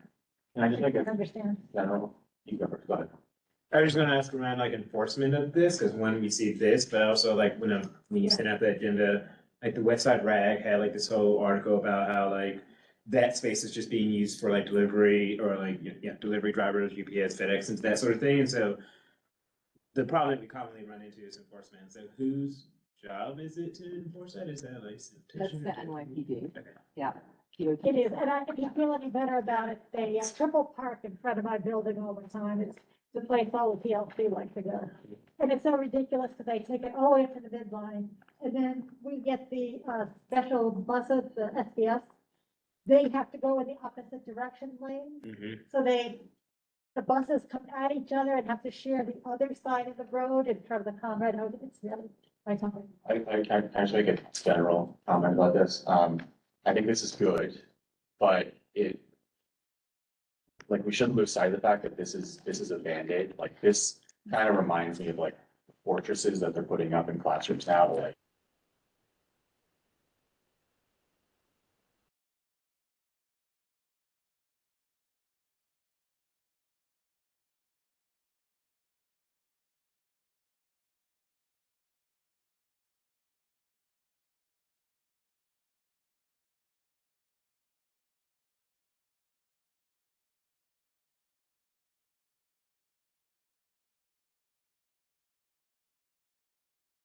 So we're back on, am I gonna like violate the law? You're good. This is, Technology is technology. This is why we talk about it. like, this is, That was user error. my concern here is that this, like, if we redesign our whole city to just like have daylight every corner, like, we're kind of entrenching a situation where our streets belong to cars. Like, I don't think our streets should just be designed thinking about how we keep people safe from these like death machines we have on the street. We have to like actually rethink how we're using our streets, have more pedestrian plazas, have more bike lanes. So like, I think this is good, but I sort of see it as an emergency measure to keep people safe in like our existing situation, but I don't think this is a vision for, it's kind of what I was getting with like electric vehicles before, like, these are Band-Aids for a much bigger problem. Like, we need to be thinking about really how we're gonna make our streets safer, not how we're just going to just put Band-Aid on a major problem that we have. Or if you feel any better about this space, especially when you go to permanent, which are not as reversible. Yeah. By building up the curb. On a lot of our streets, pedestrians need more space at the corner because they're kind of tripping over each other. I know coming up with my scooter, there's always someone standing there that has to move out of the way and everybody's kind of pushing each other because it's just that tight. Strollers have the same problem. So just like space for space. Also, you don't want for daylighting purposes, restaurants really can't use the space either because they also obscure the vision. So there are only limited uses and they have to be pretty low, which is why they look at what's available to grow in that space. Could be bioswales, could be plantings, could be some bikes, because they are somewhat visible through, but anyway, we'll get to that next month. I think I'm pretty much done anyway.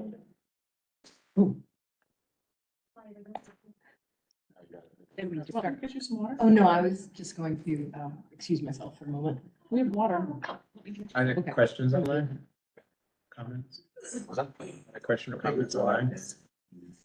Oh, So why not? Thanks. thank you. Uh, The air is like blowing on. I'm actually dry. grateful. It's So very dry. dry. My eyes are. I didn't mean to like start a coughing fit. My eyes are switching out. One of those humidifiers in the. Yeah. Like, Put a humidifier in the budget. exactly. So he can go to the end of it. Looks like the scene from Blazing Saddles. Okay, Well, yeah, well said what you said about like, the streets, what they're for. One thing to point out, it's just a little factoid. In Hoboken, where they've been like really aggressive with daylighting, they have not had a traffic fatality in 4 years. A pedestrian fatality in 4 years. So, I mean, that's Hoboken, it's only 60,000 people. You know, but still, it's impressive. Yes, it's very good. And then, you know, the really sort of aggressive. The things are different. Is it? Yes. Yeah. we have one more. That's right. Yeah, people, there's more cars, there's more cars. Let's get on the More subject. accidents. Okay, well, this may or may not be controversial, but nevertheless, this is more time sensitive, which is the only reason I'm not postponing this one. And this is a piece of legislation. Can you turn the screen a little so I can see it? Intro, you can tell this is a New York City piece of legislation, and it was introduced in 2022, which is why it says that. And this is the exact summary wording on that piece of legislation. It would require every bicycle with electric assist, electric scooter, and other legal motorized vehicle that is not otherwise required to be registered with the DMV, be registered with the DOT. Yes, Kate, we're looking at you. Receive an identifying number, which, Displayed on a visible plate affixed to the vehicle. thank you, Oops, sorry. That one I can see. it's just behind, it's behind something. Okay, I'm sorry. On the screen. And this is currently co-sponsored by 31 members. If I recall here. Can't move this. Which is a majority of members of the council, but not enough to force a vote. So when it's time sensitive, the legislation applies, oops, go back one. Yeah, the legislation applies to any bicycle or mobility device with a motor. This is their words again, under state vehicle and traffic law, including devices that only have assist capabilities and those with a maximum speed of 18 miles per hour. That's kind of how you define it. It's a pretty loose group of devices. Next. Yeah, and why am I even bringing it up at all? There are a bunch of drawbacks that make this a real, I think people should be aware of it. This bill does not include any rationale. It does not include any background information, so it doesn't really define the problem you're trying to deal with. It does not address the registration mechanism or processes, nor the cost of registration. All of them the DOT has to create and carry out. So, but there's no guidance, and that's unusual for legislation to have no guidance, allow all the rulemaking to go to an agency. One last thing, require the point of sale registration, doesn't require that either. So that would ease the burden on the owners and avoid widespread non-compliance. That's exactly the problem of moped. People could buy one and walk out and pretend they knew nothing. They didn't have to leave with a license. They didn't have to be told they needed a license. This same drawback would occur in this particular piece of legislation. Other drawbacks to automotive style and size license plate on bicycles or scooters would be impractical and has never been implemented anywhere successfully because it is that impractical. Imagine it on a little scooter. Proportionally smaller plates would not be very visible if you're trying to identify someone who just crashed into you or is fleeing from someone else. In fact, there are numbers on city bikes that are pedal assist, which would be fallen under this piece of legislation. And people observing the accident can't recognize the bike, so it is a problem, and it's a known problem. Also, from our July 2023 resolution here at CB1, we asked for license plate enforcement for motor vehicles. Over 7% of them were unreadable to traffic cameras. I know it's higher than that now. So it's already a problem that we know and can't really deal with with vehicles, so how is it gonna be any different when we go to bikes and scooters, the things covered by this I mean, law? nothing, yeah, there's gonna be imperfections, but, and the fact that people are taking, doing untoward things with the license plate, that's not good, but two wrongs don't make a right. I mean, some bicycles will, there'll be smaller plates and you won't be able to get everything, but if there was a crash and there's not a policeman around, and then, you happen to be right there, maybe you'll get some information so the person could be tracked down when, so I think it's better than nothing. It's not perfect, but it's better than nothing. What is it is a question, because there are a lot of drawbacks. That wasn't the only drawback. Okay. And this, in fact, was a tweet that came out. This is Gail Brewer's position, since we all know who she is. It talks about, if you look at the last sentence of hers, which is the very top, she says, I do not believe a blanket e-bike registration rule will make the streets safer. Nor is it sorry, Kate, nor is it New York City DOT equipped to establish, manage, or enforce it. So again, you ask for different opinions. Sure. There's someone who's done it. Yeah. Maybe some other, Sure, Betty. there's more activity going on. Go to the next slide. Oh, sorry, there's a coalition of people who are actively against this piece of legislation. And if you go to the next one, because they talk about a lot of these, here's a pretty diverse group of people who are out there saying, bad idea, there's lots of legislation, but this doesn't solve the problem. Anyway, next one. Well, you're making like your point and then just moving on before rebuttal. Well, she has to finish because she's the chair. Okay, so, okay. This is a group that, the New York City Electric Vehicle Safety Alliance, they actively are for this piece of legislation. You look at their website or you look at their tweets, they keep talking about mopeds. So they don't really talk about e-vehicles all that much, but nevertheless. Today they had a press conference at City Hall, so there are people also pushing for the bill.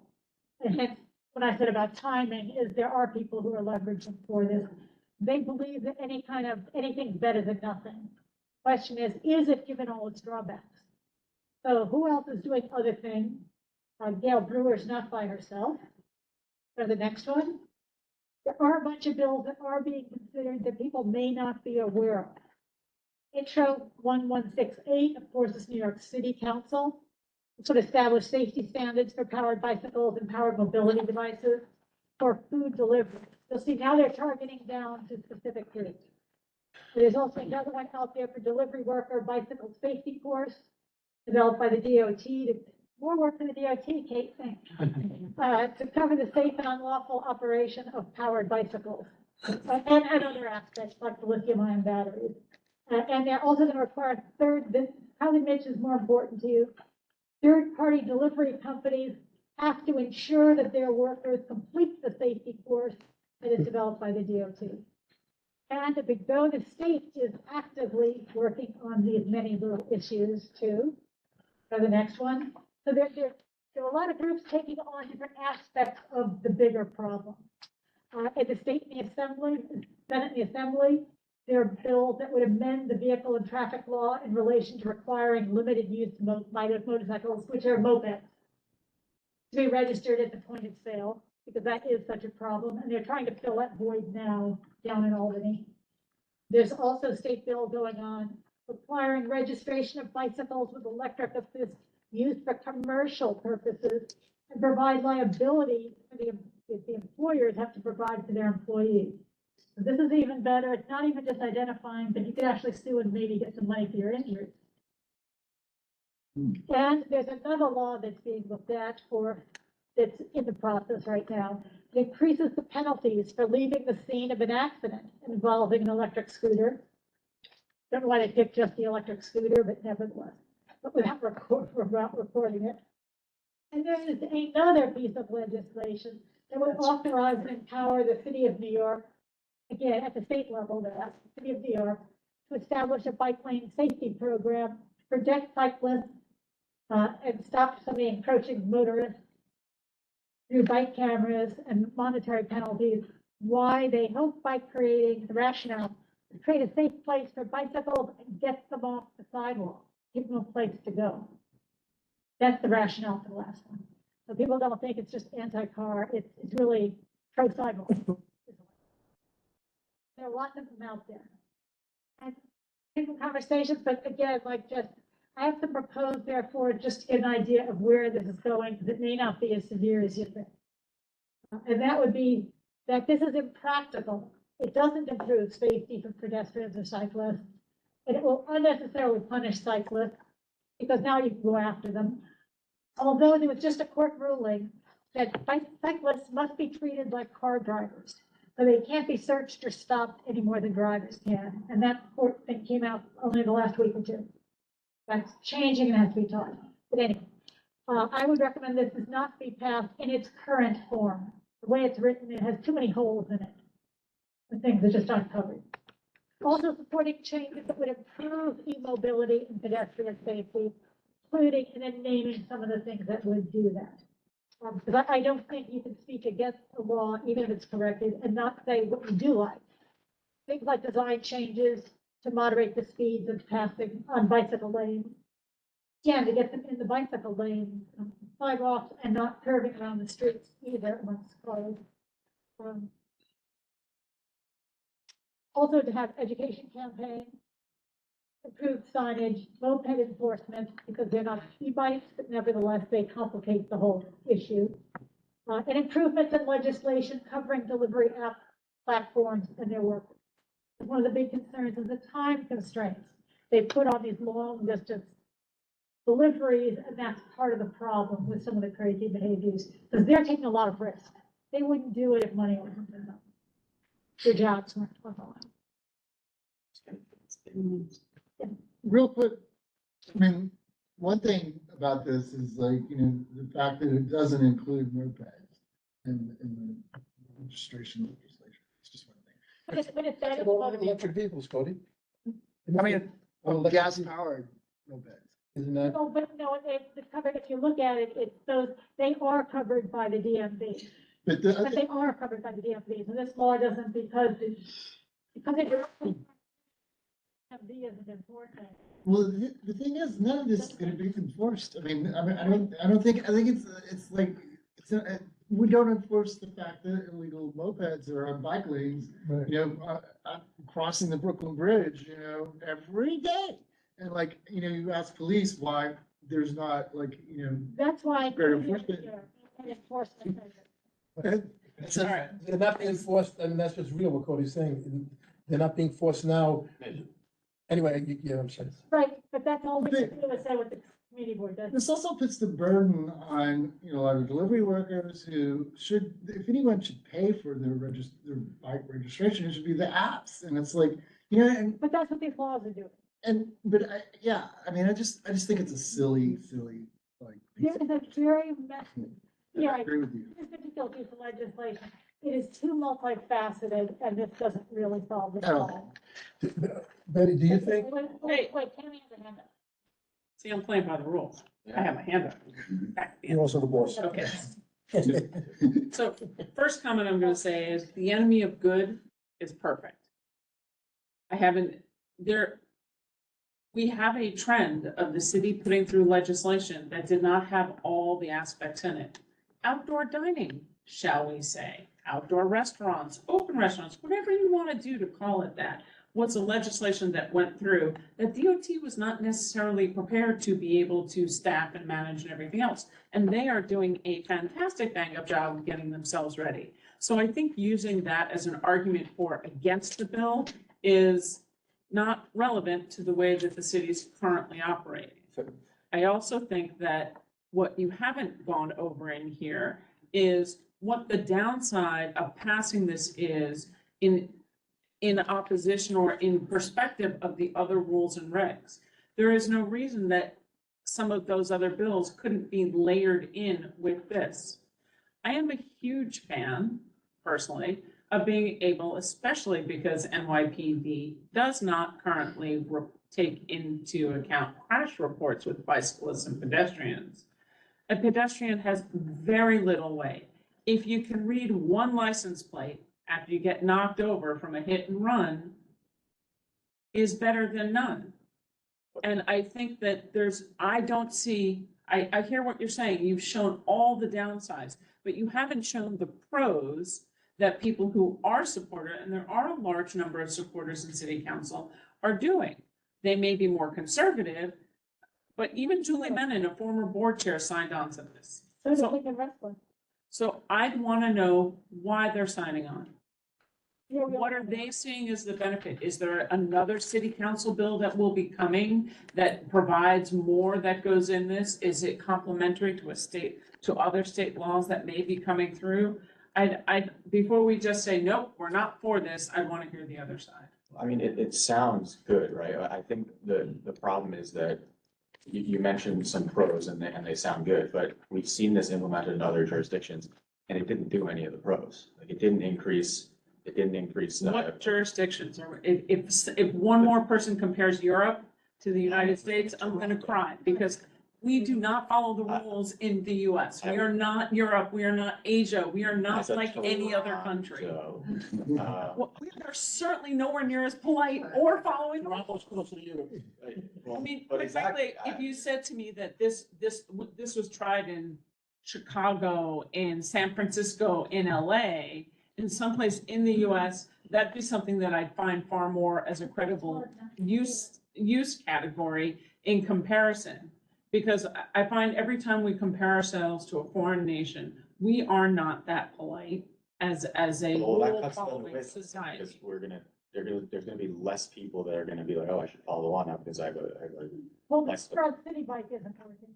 And look, I mean, But we're I also, mean, you have a driver's license, right? And you have a license on a vehicle.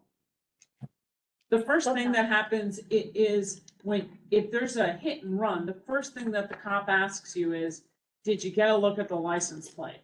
That's the very first question that they ask you. After, do you need to go to the hospital? So that's why I look at that, having been in a hit and run and been the one that was hit, knowing that if you can get some kind of thing, you have some way to try and either contact, reach something. Right now, there's nothing. yeah, my problem with this is that I'm not gonna mention names, but we know who introduced this bill. This was, we have a wealth of I information. don't know what you. It doesn't make a Doesn't difference. matter. But this You is, know what? this The, is, the craziest ideas have come out on this board and people were laughed at for it. And 10 years later, it's what happened because it was the right thing. Whether it's right, whether it's wrong, It's the timing, man's fault. ignore that. point taken, but my point is that this is clearly an effort to just disincentivize people from using e-bikes. And we What? know that from past experience. We have a wealth of information about how to make our streets safer, how to increase enforcement of bad behaviors, how to decrease those behaviors we don't want. This is not that. We should be building more bike infrastructure if you want to. Aren't they talking about electric bikes, Jesse? But I'm not talking, but we can do all of it. Why can't you do all of it?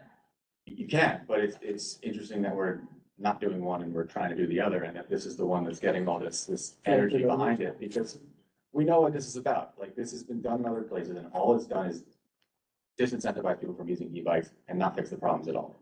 And I don't see why, like, it has to be like that controversial. Go ahead. I'm saying, what are the rules now? First of all, I'm happy that Tammy's spoke first.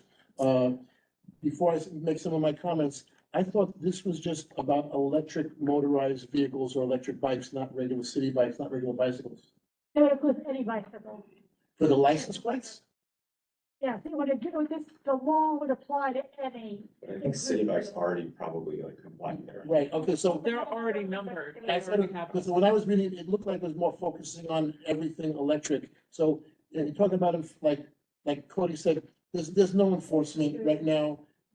There might be in a little suburban neighborhood when there's not as much other things the cops are, willing to do. I mean, I see people bringing pit bulls onto the subway, so there's just not This enforcement. would be DOT enforcement by the law. So, when you talk about education, there's not one delivery person, I don't care if they just came here yesterday, documented or undocumented, that doesn't know that you're not supposed to ride your electric bike or your electric scooter the wrong against traffic. These are just common, people, they're not robots, they're not stupid, they're some highly educated people that are undocumented and working how they can't have to work. Everybody knows that you can't, so the education thing, you know, we're gonna take us a safety course, you know, and that's not gonna change anything. And if a couple of people, one other thing is if the driver, like the delivery person or whoever is on the motorized scooter has a little license, it puts in the back of their mind that maybe I'm not gonna go like on the sidewalk the wrong way or something because maybe I could be identified. And so those things are, I think are, deterrents. And nothing is perfect. I think it's a step in the right direction, but other things need to be, some things need to be taken away and codified, or not codified, modified. And, but just from, like I said, being a pedestrian and having to, when I grew up, it was look both ways. Now it's look like you have to look 4 ways. And that doesn't mean you're anti-bike, just means that you don't want to have to look behind you when you cross the street. And there's no repercussions because there's no identification. And I don't see what the harm is. And the only thing is, I don't want it to become a cash cow. So I would hope that the registrations would be minimal. And the employees should be responsible, just like a trucking company is responsible for the drivers if they get into an accident using one of their vehicles. So it doesn't have to fall on the person, or, you know, so it's not like anyway, that's. Yeah, that's kind of clear. That's what some people online. Justine, you have your hand up. Thank you. Yes, I'm gonna kind of jump into what Mitch just said, because one thing that would be and I don't know where I fall on this. It's good arguments on both sides, so I'm in between. But one thing that would be available if the motorized bicycles were licensed and they could be identified would be insurance. And also would be no fault insurance, so that the people who are the employees who are, excuse me, off the books, whatever it is that they're going to be doing, running around, they actually get coverage and protection for themselves if they get hurt, as well as the person who was injured. And it should be cheap. I mean, like Timmy, you mentioned, we have licenses for our cars. There should be licenses. There should be insurance. The insurance should be picked up by the employer of these people, but it would be another added bit of protection. And so to me, that would also help be a deterrent. I like the fact of these folks that, you know, if they're here illegally, they're not going to want to be in trouble. They're not going to want to be caught, because that just gets issues for them. So this would be another way to be safe. Sorry? Now, you more about what the state laws covers many things you're talking about. This one, it's not, so if there was a resolution, it would need to include an ask. The licenses could be free too. Yeah, it could be free, but you could be required, but they could be required to have insurance. And that could be part of it, or that could be part of something we ask for in conjunction with this passing. Because then it would give way to the ability to you need to identify what you're insuring first. And if you're insuring the bicycle itself or the electric bike, then you've got something to insure. Thank you. Yeah, hi, thank you. Following up with what Cody and Mitch said, I mean, there's no point, we're spitting in the wind with all these new laws. If it's not going to be enforced, what's the point? So, I mean, that's really the big problem. You got to have enforcement of the existing laws. Otherwise, why are we creating new laws and regs? Okay, so after that part, I don't support having license plates for bikes, e-bikes or scooters. It's impractical. I do support for any adult, let's say, or even 17 and older, they need to have a driver's license. If they will be using the road, sharing it with other vehicles, they need to know the rules of the road. Like red means stop. Sorry, I'm just kidding. But they need to really know, like, you got the slower traffic is supposed to be on the right. They need to know the rules so that they can follow it. Well, at least they can understand it. Whether they follow it, that's a different situation. If it's a commercial bike, meaning if they're doing deliveries, I support them to have driver's licenses as well as a license plate, because that's business. But for a recreational person riding their e-bike or scooter, it's not realistic to have them, it's not practical for them to have a license plate. Also, this should only apply when they're riding in the street. If they're riding in the park, that's not a road. So I don't think this should apply to public parks. But They're not allowed to ride, they're not allowed to ride in cars. no, but if somebody's in a park, they can ride their e-bike inside a park. You can now. Yeah. Eric, you see uptown In state parks, and supposedly not, that rules out all of the Greenway and Battery Park City. But that's not within this law anyway. right, Yeah. I can say, Eric, We're about to, Patrick needs to leave, so we're gonna lose quorum. That's like you want to come with a vote on this, or, because if it's, that's fine, it can be withdrawn. Call the question. What's happened? I'm just, I'm ready to vote, so there's no point to even say that. I don't want a lot of people who are comfortable with making a vote at all. Voting, I'd rather hold it for another day. Oh, so we're not voting on this now? We are, We are, okay. unless you don't want to. No, I want it. Ready to vote? But everyone really feels ready to vote, and people know it's just, there's not enough known. I don't think there's enough known, because I don't think we understand how it would overlay with any of the other things that are likely to pass. And I mean, me personally, you know that there has to be something that's done saying that, it's not perfect. Doesn't get us anywhere. So for me, I'm like, what changes could be made? How can it be worked on, and how can we get something done? Which is not necessarily the most popular idea, but Well, you're ready to vote on this? I would vote against this. Oh, really? Okay. I thought you were arguing the other way. Yeah. So I'm gonna stop the discussion on this, and thank you for Patrick for being here. The other thing that's not congestion pricing, will still miss you, but you. I'm sorry, voting against this means that you're for the. She's really gone. Okay, but just for the next time, voting against this means that you're for the licensing and registrations. Correct. Okay, then I retract what I said to you. Unless Betty said yes.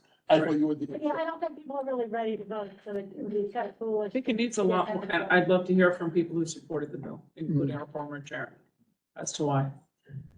She's a small business supporter, city bike supporter. Can I just mention one thing to Eric, because I don't know if you've been uptown and in parts of the Bronx where there's people on scooters, little scooters, like going every which way on streets, on sidewalks. And so not necessarily things happening down here because you don't see it as much here, but in some of the outer boroughs, there's residents complaining like crazy. They're complaining here, too. The mopeds. Yes, yes. Yeah, they should have people on those scooters and mopeds. They need to have licenses. Yeah. Like uptown and parts of the Bronx, parts of Queens and Brooklyn, like where there's more open space. Yeah, no, that topic is over for now, and we'll look at, if we're gonna get more. Yes. First, yes, there's not a point, because if the whole thing is, what does the full board agree to, and if it's up to dissension, full board's not ready to make a That's a decision. powder keg, right? That would be a non-controversial thing. Sort of, but. It's all your fault. Let's get through this. This is an update. This doesn't have to be, we're not voting on anything tonight. It doesn't have to be like, but next month we do. Remember, I know where you So, live. update, but I realize think it's about it. 60 days, comments started today. Yeah, so let's get through this. So, just general background on congestion pricing. I know that probably most of you people know this, but, it was passed in 2019. There was a, what was that? A bunch of things. In the budget bill. As part of the law, there was a traffic mobility review board that was established to come up with all the details of congestion pricing, like rates and exemptions and credits. It was slow walked for years, but they finally got final approval for it, over the summer from the federal government. And that allowed it basically the city and the state to move forward. That's expected to begin in the spring. So we actually just recently got the report from the Traffic Mobility Review Board, which is why we are talking about it right now, and you're getting an update. Just wanted to highlight some cool facts that were in their report. first of all, on the top right there, 85% of people who come into Central Business District each day for work, 85% of them take transit. I thought that was like pretty incredible that only 15% of people are actually taking cars. You can see below there, this is really interesting. The biggest entry point in the Central Business District is actually not on the east or the west side, it's from the north at 60th Street, where 42% of people are coming in. 70% of people entering the Central Business District are coming through entry points that are not currently tolled, will be under congestion pricing. And then there on the left, I thought this was crazy too. The vast majority of people who are coming into the Central Business District live within 5 miles of public transportation already. Just sort of highlights how vast our public transportation system is. Next. So here are the recommendations. Traffic mobility report. We'll get to what that means. Not for me now. The full tolls will be charged on weekdays from 5 a.m. to 9 p.m. On weekends from 9 a.m. to 9 p.m. There'll be a 75% discount at all other times. The base rate for passenger cars is $15. You can see the rates there for motorcycles and trucks. This was a big point that people were worried about. You're only going to be charged once per day upon entering the zone. You won't be charged for leaving the zone or for remaining in the zone. Another hot button issue with the credits for the tunnels. Your passenger cars are going to receive a $5 credit for coming through those tunnels, which are currently tolled. It's not a full credit, but it is $5. And then there are some minimal exemptions and discounts. Specialized government vehicles are exempt. Taxi and for-hire vehicles are exempt, but they're going to be charged. Passengers can be charged. Yeah, well, yeah, technically I think but it'll be passed on, so it doesn't matter. It's a $1.50 charge. It's about a quarter. Seats. What was that? It's $1.25. Oh, is it? Okay. Good thing you're here. It And is in addition to what already exists. It is not In addition to what replacing the current one, it is in addition to. and then as we were talking about It's before, $1.50 above and beyond the $1.25 that currently. No, it's $1.25 above and beyond the $2.50 for taxis, and it's $2.50 for ride hails. Say, on top of the $2.75 that the ride hails over. got it. And then as we were saying before, low-income drivers, I think it's people under $50,000, like we were saying before, will get a 50% discount after their 10th ride. Also didn't include there that residents making under $60,000 are going to get a full exemption, but it'll be paid as a tax credit, which is something Which doesn't help people that live weekly. get there. So what happens now, as Betty said, the MTA board actually voted today 9-1 to approve of these recommendations, which opens up a 60-day public comment period, which is why we're talking about this now.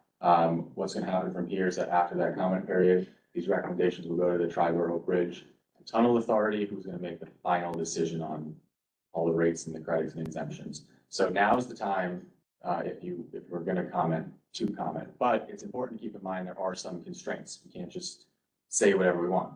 Biggest constraint is that congestion pricing is a thing. It's going to happen whether we like it or not. The boundaries of the district and the exempt roads are within the law. That can't be changed. The exemptions mentioned here for emergency vehicles for people transporting people with disabilities, the exemptions I mentioned for lower income people, those are all within the law. Those can't change. The fact that a passenger vehicle only has to pay once per day can't change. And this is the big one that's important to understand, that congestion pricing by law has to raise enough money to fund $15 billion in bonds for the MTA's capital budget, which translates to about $1 billion a year. So, What's the cost of operating the program? right. Right. So what that means is if, want another exemption, that has to be paid for elsewhere. So, if you want a resident exemption, for example, that means the base rate is going to be higher and there's a cascading effect that can happen. Because the metrics were set up like that, to pit one against the other. No, because the metrics were set up like that so that we actually get a policy that can fund it. Thank you, Jim. So that's. Again, that's why when I talked about bringing experts from the other side, I was probably incorrect in the previous discussion. In this discussion, there are experts that can, An expert on what? on why congestion pricing is a discriminatory tax on working people in the 5 boroughs. And if you bring in an expert say that because. And it's the central business district, which is when somebody's going to the New York Greek and Poets Cafe on Avenue, on Third Street between C and D, and like coming home at 2 o'clock in the morning, that's not the central business district. And we've talked about this, right? We talked about this. Right, but I asked Betty a long time ago if we can bring in somebody else to counterbalance the way that this committee seems to be skewed by bringing in such experts like him, who was an expert on this, no total respect about that. But there needs to be some balance because there are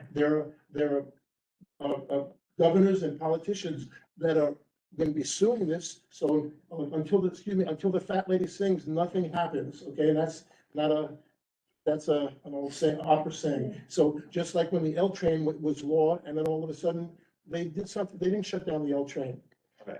So can we bring in other experts to say why? Because I see it on TV, on the news, and I read op-eds all the time from the news to the Times to whatever, where there are some arguments for limiting the zone, for other exemptions, or for not having this and having government come up with other taxes. So, okay, so look, Can we? We talked about this.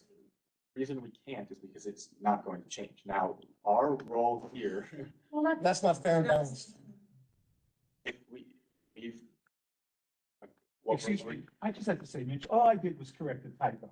Okay, I'm not I talking didn't about- say, well, you pointed to me. That's right, It's just, but you know, Charles, I'm sorry. It's just- you're a well-known I- expert in the But field. all I did, but I said nothing about congestion pricing. I didn't say anything just bad to you. corrected the numbers, so you don't have to point. me I out. didn't say, Tammy, you were one of the it's great- people it's that great to came up be- with the metrics. It's great to be on your side, and Mitch, I'm sorry, you. I said you're an expert. You are an amazing waster of people's time. You should speak you should speak like that to me outside. Out, please don't. And it was good to see you. Please do not insult our board members. It's just amazing. how you just Everybody has, Mitigate something over and over and Charles, over. everybody has the right. I have to observe Robert's rules now, so I'll be quiet. Okay. So now Betty, I'm asking you as the chair, can we sometime bring in other experts for an opposing opinion on the congestion pricing? That's all I ask you. I'm going to refer to Tammy because we have one more meeting before this resolution Okay. has to be done. So, So there isn't a lot of time. It's a very yeah, practical. so the issue that we're bringing up right now Yes. is the public comment period's open. There are certain things that we can comment on, there are certain things that we can't, right? If we send a public comment, and it says that we don't like congestion pricing, so we throw it in the garbage. If you Some want to bring up. modifications. Well, there are a lot of modifications that we can make, that we can talk about, and we can put in a resolution. There's the huge amount of leeway right now. But changing the zone, for example, or being against congestion pricing generally is not productive right now. It's not gonna, it's just, Not for the district. it's not the issue that we're raising here. If you want to open up a broader discussion another time, we can fight about it then. And sure, we can bring in someone to present an opposing view if. Somebody that's more of an expert than I am. But right now, there is a public comment period open. There are certain things that we can comment on, and there are certain things that we can't. And that's what's here to talk about now. So for the guidelines, we plan to submit written public testimony based on resolutions, based on what we're gonna do. It's a 60-day period. It opens this month. The resolution needs to be passed in January. You absolutely can say you don't like congestion pricing, but what we need to do is reflect on the guidelines that have come out, what you do and what you don't. So for example, Betty and Jess both know I feel this way. I don't like and think it's fair. I think it's burdensome and onerous for how they're applying the fees to people who make less than $60,000. And there's no notation for the $60,000 or $50,000, whether that's gross or net, right? Yeah, it doesn't. If that's gross, that's brutal, because a net on that It's depends. half that. So, those kinds of things I think are Okay. important. I think that, if it was up to me, I mean, people pay their taxes every year, hopefully. If you pay your taxes and you've got your W-2, you should be able to file for your exemptions and not have to pay out of pocket money that could be going to feeding families. What about people, like I said, and I agree with that. So for the exemptions, let's say that's on the books, the 50 or the 60,000 depending. There are people that may be making 20 or 30,000 that are living week to week so that that are almost paying, that are paying very little taxes, so that write-off at the end of the year is not gonna really help them when they're struggling to make the rent and the food bill week to week. So if there was some exemptions where you weren't laying out the money to get something back that it might not help you anyway, that's one thing. The other thing I spoke to you about privately, that whether you agree with this or not, I felt that there's like late nights, like, there's a safety issue for people that, I don't want, like, well, my daughters are grown adults now, but I don't want them taking the train home from different areas at 3 o'clock in the morning or 2 o'clock in the morning or 11 o'clock, going to certain places. So the fact that even for people that are 100% gung-ho on congestion pricing, for there to be a 27-day, 24-hour thing, when even the bus lanes is like 7 to 7, Monday through Friday. I don't know how some of you guys feel about that. Well, by all means, I think in terms of how Tammy was speaking, you could talk about maybe the hours that were selected for the period. And that's the kind of thing that he's talking I'm about. sorry, I didn't hear clearly. The hours for when it'll be For the drawn time period. is fair game. But, so that is fair game, so that's. Two hands online. Yeah, let's. Well, Brendan's here online too. Brendan, go. I have just a quick question. If you go back to the last slide, so if they don't raise the funds, what does that mean? They have to. They have have, to come- so if it comes in like low next year, they're gonna adjust it. Like they will. Yeah, I mean, it's something. It's also $15 billion in bonds, so like the math here is like complicated. I tried to figure this out, but One of the things that I do think we should object to, guidelines and rules are put in, but MTA is not making any improvements. This is a cart before the horse fee. There's no mechanism that requires them to begin making improvements anywhere. We were told they would make improvements and congestion pricing would come in. Improvements haven't been made. So how do we know? improvements to the Transit system. How can we be guaranteed? What are the mechanisms that should have gone in with the tolling and guidelines and everything that says, if you get to X number of things, then you must be required to do it? Because I have a overall arching nagging feeling the way the city operates is we have somebody who stands up there and says, look at this, we're gonna get the revenue, we're gonna make the changes. And 5 years down the line, we still have no improvements. Yeah. Wasn't that in our last resolution right before? Because I think that's a good starting point too, to look at all the things that maybe they've already addressed and the things they still haven't addressed. I think that was one of the big concerns, was how do you get ready for congestion pricing? And how do you have transparency and feedback to the MTA on what they do with the money? But the MTA said that, like, they're already operating like way below capacity, like based on where they were like pre-COVID. And the increase they're expecting in ridership is pretty small, actually, like compared to where they were beforehand. So I've been on some trains the last couple of weeks, Jesse, where you couldn't get in, you had to wait for the next train to come. That's subways, that's not, What are you talking?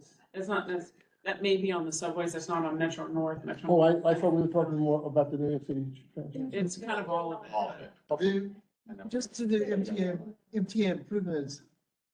In fact, there have been improvements with signaling technology, with CB. That's a huge, tremendous, revolutionary investment, infrastructure investment. So now you have, like, instead of the old stop, go, signals, you have actual like wireless signals. So trains are moving at a much faster rate than they did even 10 No, years you ago. definitely. And so that's a pretty significant improvement. And so are, the new cars that they're buying, accessibility improvements. So, Resiliency. yeah, I mean, It's the government and your taxes being paid for it, Well, but also remember, like, the reason they put in place congestion pricing was to raise money for. So that's like sort of the reason this is happening. So Right. to improve. But some That's gonna be one. more from before, and they're probably worth re-mentioning, no question. Eric, you want to go ahead? Yeah, hi. Then as a board member, my recommendation is to change the law. I think this is a tax mobility, and warning, you think these tolls are going to stay this way? It's going to go up over time.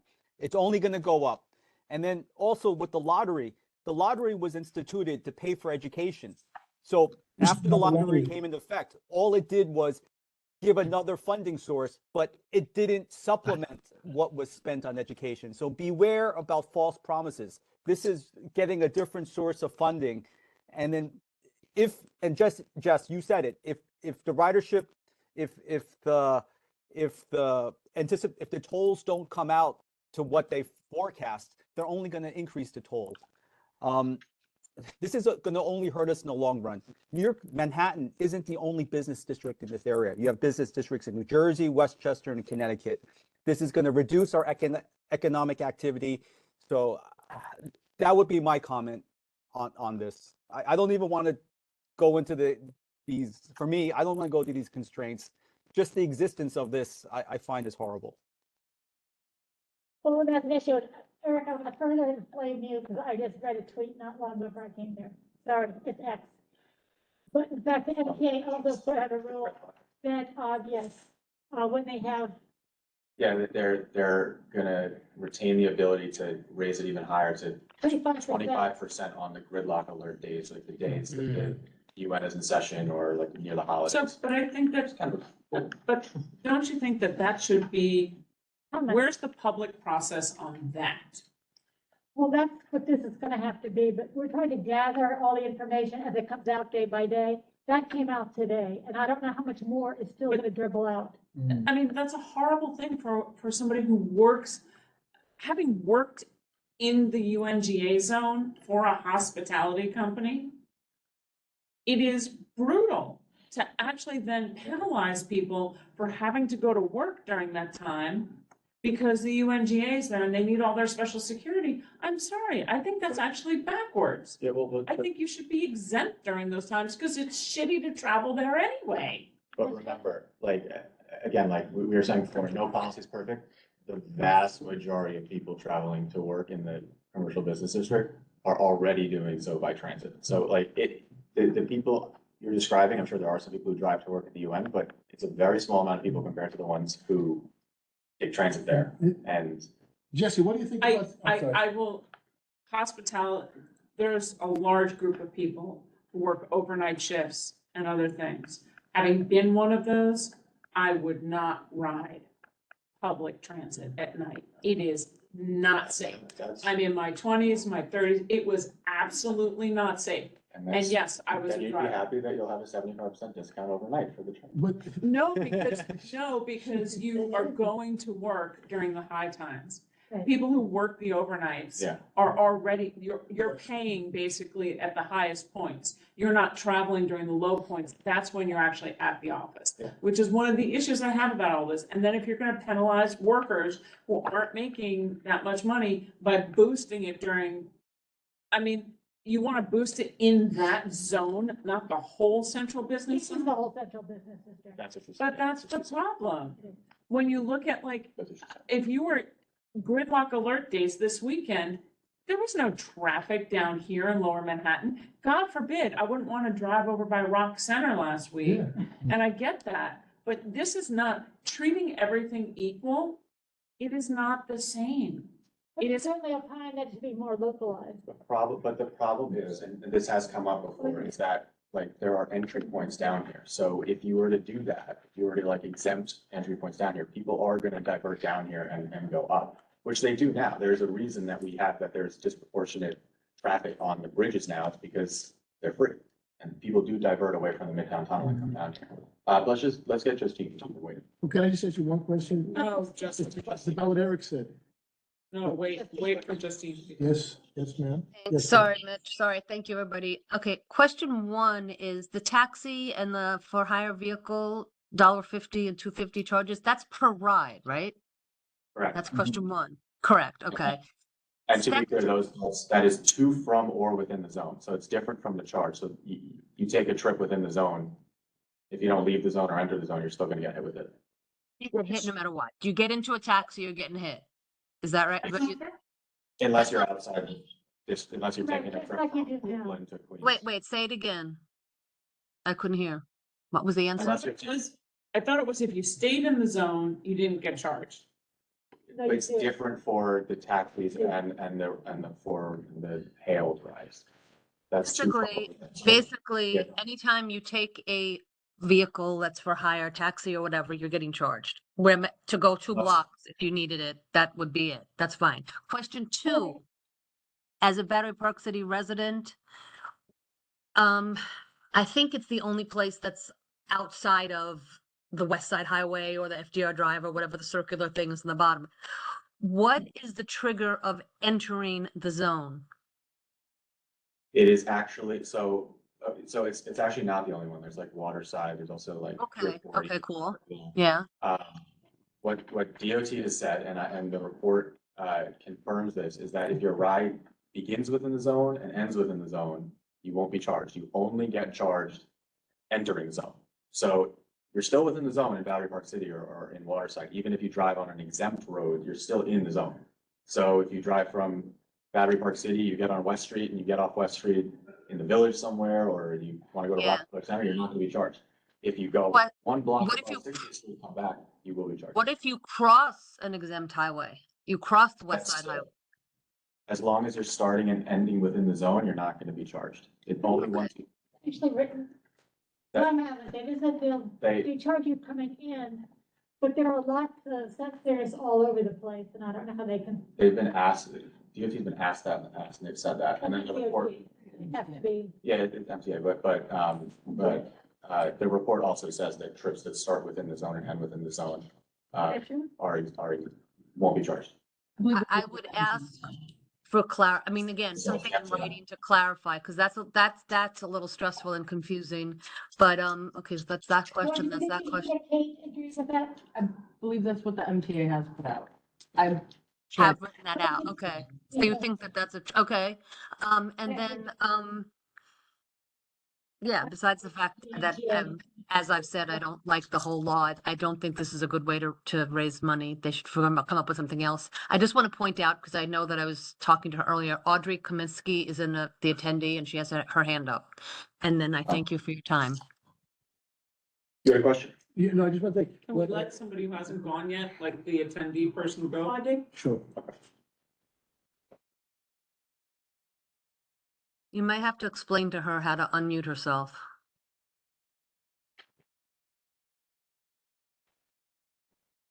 Ricky. There you go. You guys hear me? Yes. Hi, thanks for letting me speak. Yes, the concern that Justine just raised one of my concerns, because earlier in the meetings that I attended, they said there would not be a sensor in Battery Park City, so that we would have free access to West Street and everything else. So if there's no sensor here, how are they going to know that we're within zone, number one? My other issue is, if we don't have a sensor here, what's going to prevent people from the other boroughs or Jersey parking here using the Oculus to access transportation to avoid the entering the grid?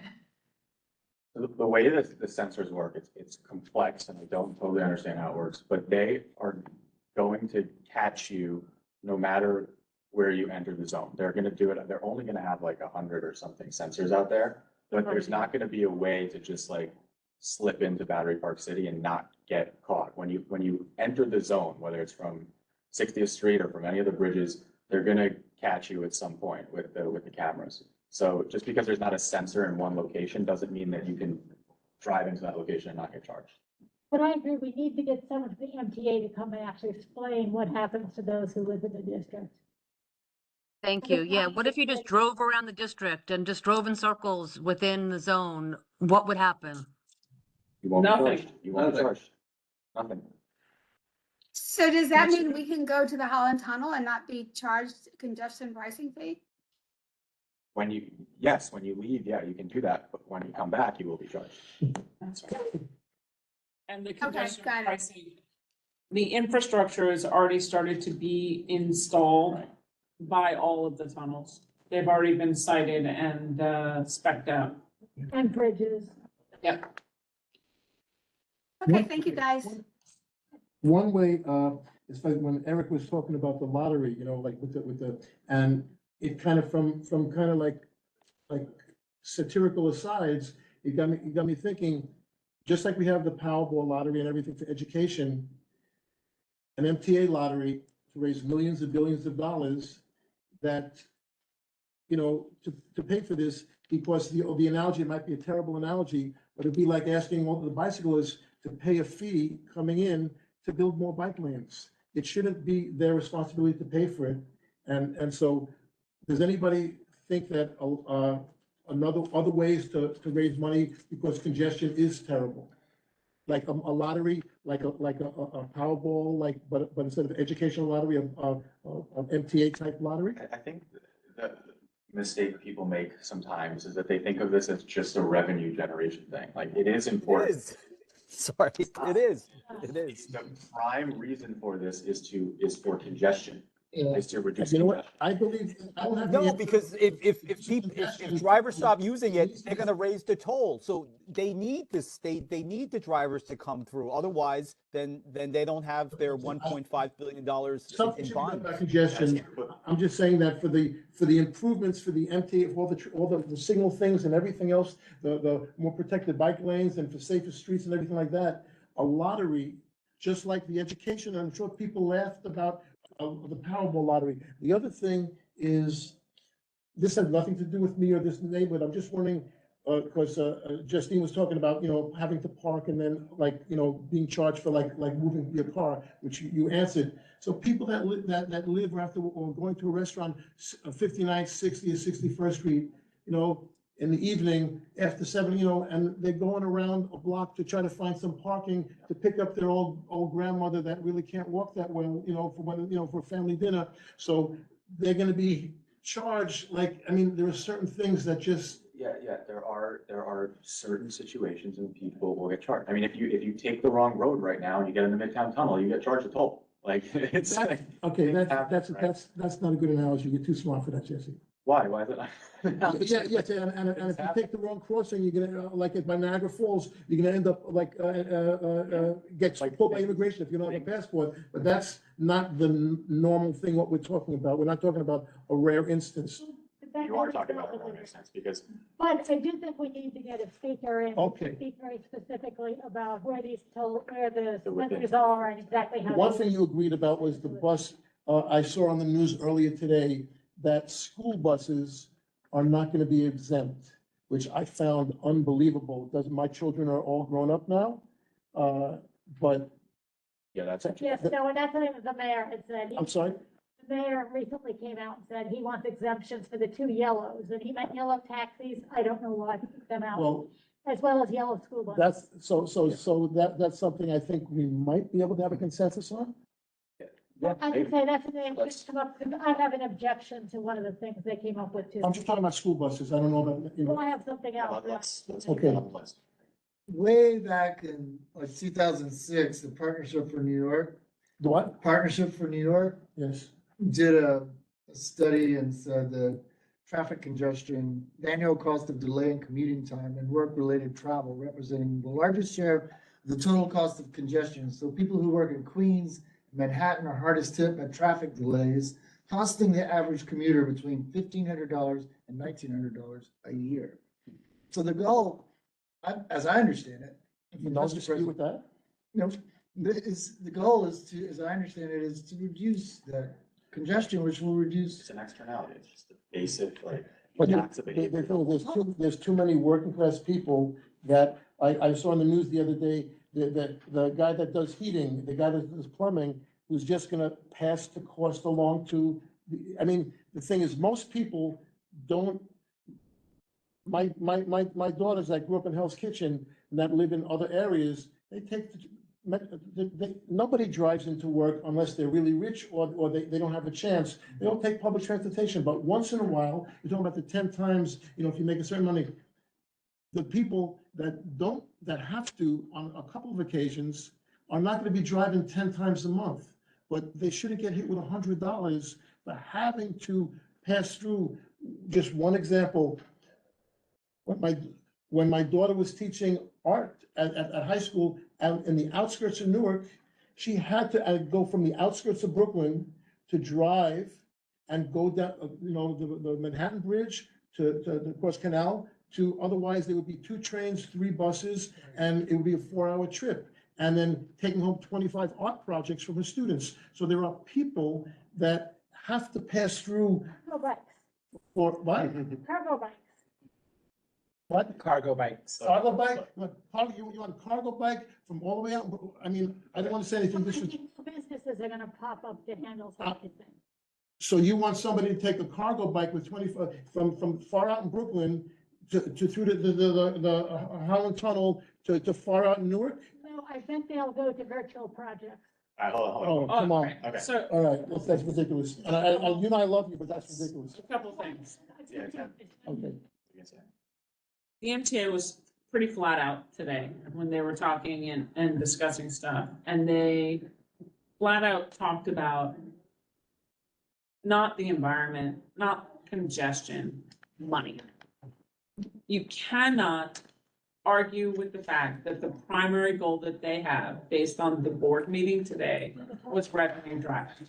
They Whether or didn't, not- they didn't create the policy, the legislature did. And their concern was. Jess, But it's it- great that they're. It is about the revenue. And the problem that I have with it is how it applies to lower income families, right? That's fair. And lower income workers. It is absolutely not right. I also have an issue with central business district because, yeah, tell me that Avenue A, B, C, and D is a central business district? No way. Lower Manhattan is not what Lower Manhattan used to be.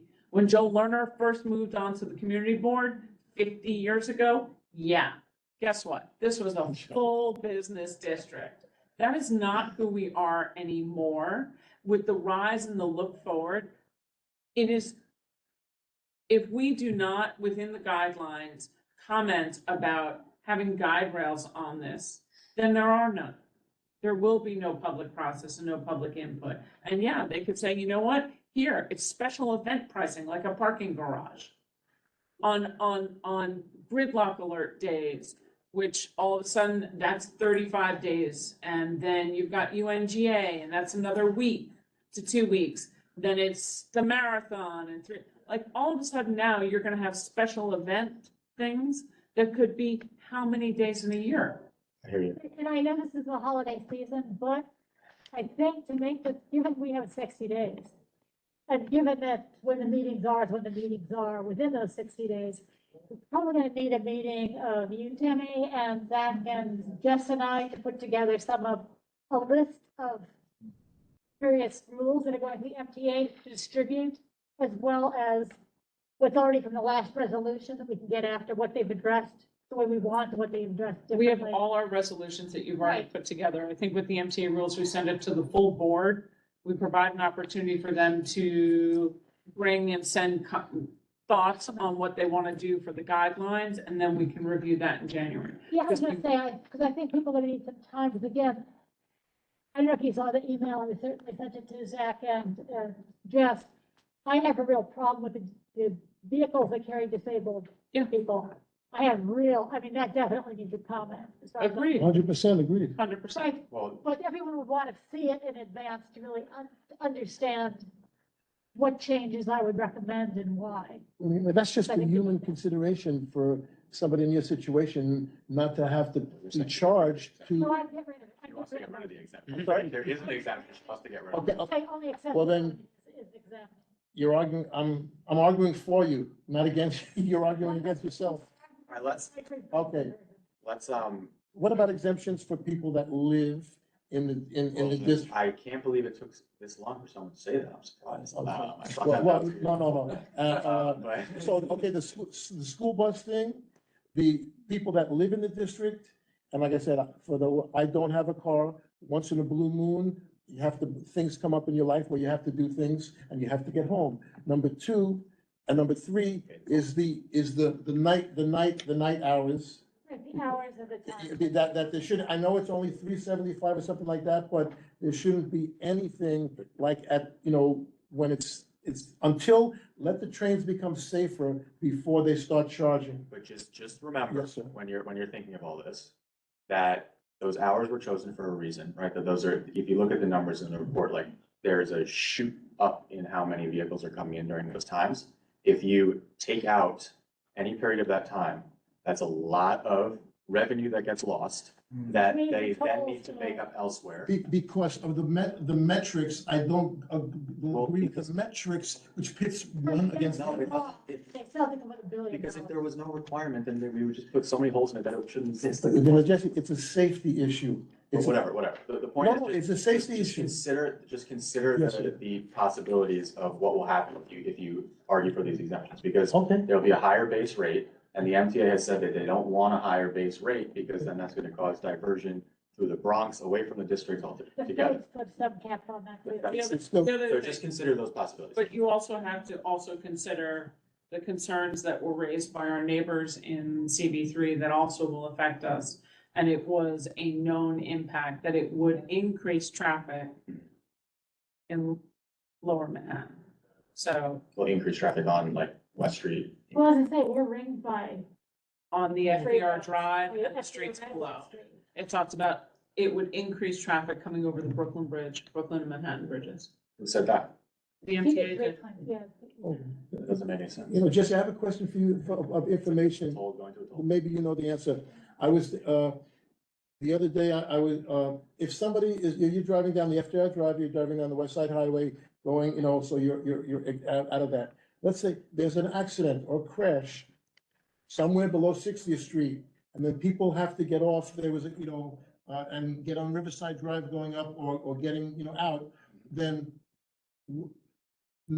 the first couple of hundred cars before the crash is, you know, like officially assigned and I mean, what happens to the people, like those situations that I was thinking, those are real situations. Is there any talk about anything in those situations? Not aware of anything. Well, those situations will come up because But the fact is, no policy on this planet accounts for all the variables, things that could happen. And what Well, would no, happen. not could, okay, they will happen, Betty.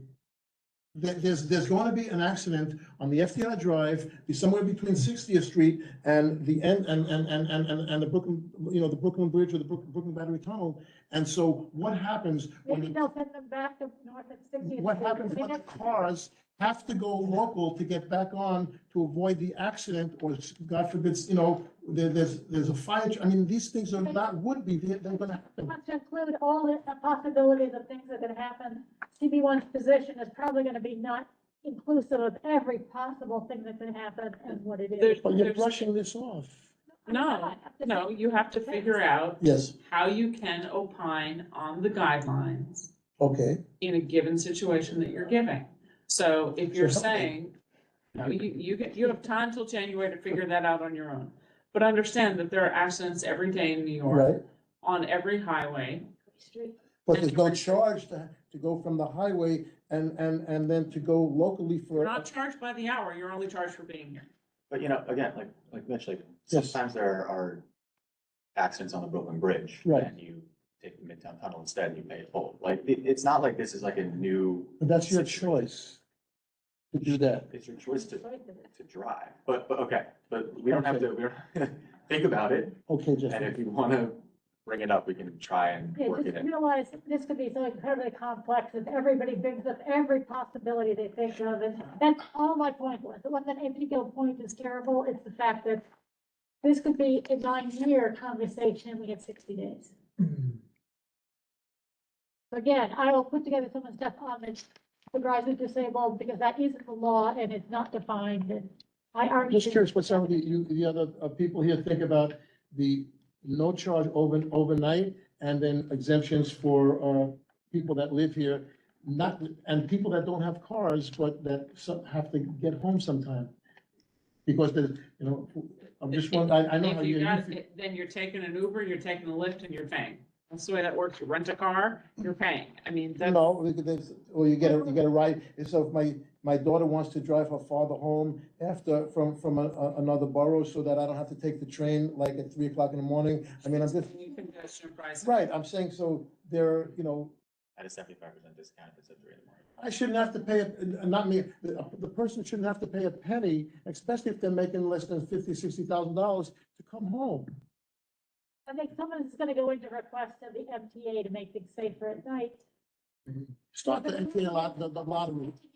Not- It's affecting everybody. I'm not talking I about. just implore you not to come with an idea like the lottery, okay? Because we are doing, this is for the public comment or I congestion. think that's a great idea. And if we bring to the traffic mobility report, they want to have a lottery instead. They laughed at Superman's father when he said Krypton was gonna blow up also, and that it was true.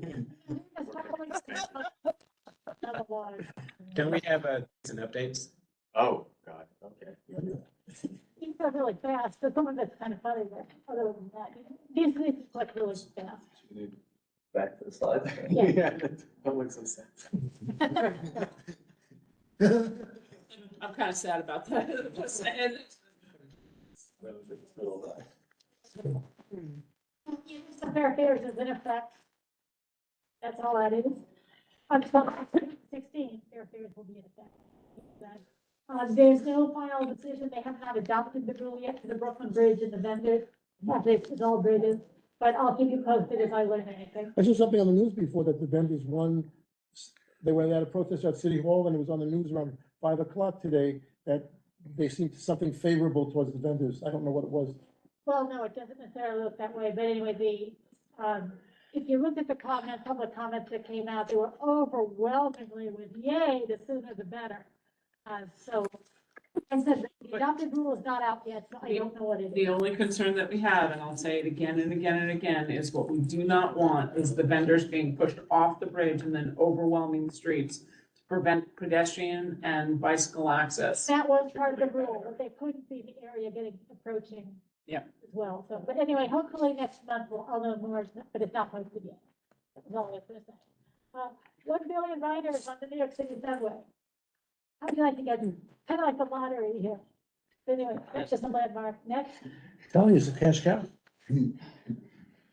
But anyway, just I want to put in perspective, since we just had Thanksgiving, talking about 2.9 million people taking to the skies was taken such a huge number. But in fact, that's way less than the subway system deals with every single day. That was the each day. most riders in the history of the TSA for Wow. the US, and that's far less than riding New York State subway every day, random weekday. So just Pretty putting in cool. perspective was kind of interesting since we're post Thanksgiving. That's all. Yeah. And we get entertainment in this ride that you don't get on. Oh, jeez. I'm just so you know, this was in Midtown, so this picture was to show you. Oh, the yeah. stuff. What was it? What did that have to, I'm Urban just, evasion is what did that have to do with the 40% of city buses. There's some So there's a problem. no, I know what it is. What did that mean? What was the correlation between? Guys who like cartoons, they love WrestleMania, so they just want to go out and perform. I know what they are. Yes, 40%. So again, dealing with the numbers, they're trying to struggle with, again, more enforcement that has to be done because they're not collecting. So that's an issue. Next, this does not solve problems. The Port Authority, it looks like the PATH train is on life supports. So given that we had a resolution asking for the extension to Newark Airport, this was just an update. Not their capital. Yeah. Rebel scooters have now ended, so you won't see them around anymore. They are now using just their charging stations and their vehicles. You won't see them. The feds want to get speed reduction technology put in every new car. So that the roads, when they're signposted, could actually limit the speed that the car is available. So this is what the feds are talking about. It's not, I'll never not law. have been in this You know, country. how it's done. Well, the next one also, Yeah. a court case, someone said, well, what about when people do email and things on their vehicles, messaging? And the judge dismissed the case, said it's not a privacy issue. If you do things on your car, it's public information. So keep in mind, if you use those systems on your cars, car companies can collect it all and do whatever they want with that information. Give you a sense of gridlock alert days, the DOT sends these out every week, they're sent with when they are. Your new congestion pricing update. Yep. Sorry. This one, for those who say that cars are free and the owners absorb all the cost. Here's an international expert on mobility, and Harvard has done a study on the cost to the public of cars. To the general public, it's not free, the public is subsidized car rides. The cost is actually higher than the ferry system. This was about the I was just thinking, if people didn't see it from Pier 6, but they did the flyover, they did the e-votos. When I saw this, they posted it the same morning, but I went over anyway to see it, and I got to see it. My only comment is that this is on top of existing uses, not a replacement for. Oh, really? Yes, Of course, at this point, until they take up more space, but again, the e-veto aren't certified yet by the FAA, but they're expecting it next year. But anyway, the excitement, the mayor's announcement. That's what just to see it. Two different companies presented, did a fly around. This is a 4-seater, and they have a deal with Delta Airlines going to Newark Airport, so it looks like they're gonna want to get on to Pier 6. The next one is helicopter. Kind of cool looking, but it's only a 2-seater. So obviously they're interested in the area as well. I think the next one you can see, that's a regular helicopter that's above and to the right. Down a little lower, it's overlaying the building. You'll see the one that is the larger, the larger of the two. To give you a scale, they're about the same size as the standard helicopter that we used to see. The 4-seaters are. If you look at the little picture on the bottom, it's this one. And this is where they're planning, the DOT will have the Marine Highway, you look at the pink area. The white area, the grayish area in the building are where the helicopters and, will be. Oh, pink area will be where the marine deliveries of freight come in and the e-bikes take it out. And I think the next picture will show you where it is. There's truck space there too. Yeah, so you can see that actually it's between Pier 6 and the roadway. It's not on the other side or out to the side. So you kind of get a sense of where it's envisioned to be located when it's done. And hopefully we'll get the presentation about this in the next month or two from EDC. The DOT is not ready this week. Last I heard. I'm checking if I can get someone to speak on that, Betty. Yeah, no, that'll be great. So we should hear about this in the future, but that's out there. It also has to go through, it was presented in EPC. Environmental protection is part of the quarterly update. And what EDC needs to come back to the community board to explain is with the movement of the pier, because they're looking to move Pier 6 entirely, the whole thing south according to the renderings. Yeah, that's, Toward the marine. they were talking about moving the entire thing south, 150, 200 feet, almost up against the Battery Maritime building. Yeah, so, to understand what needs to be done in order to accomplish. But there'll be no helicopters during that period. Yeah, during the construction. There's nothing, everything has two sides. Yeah, I heard that too.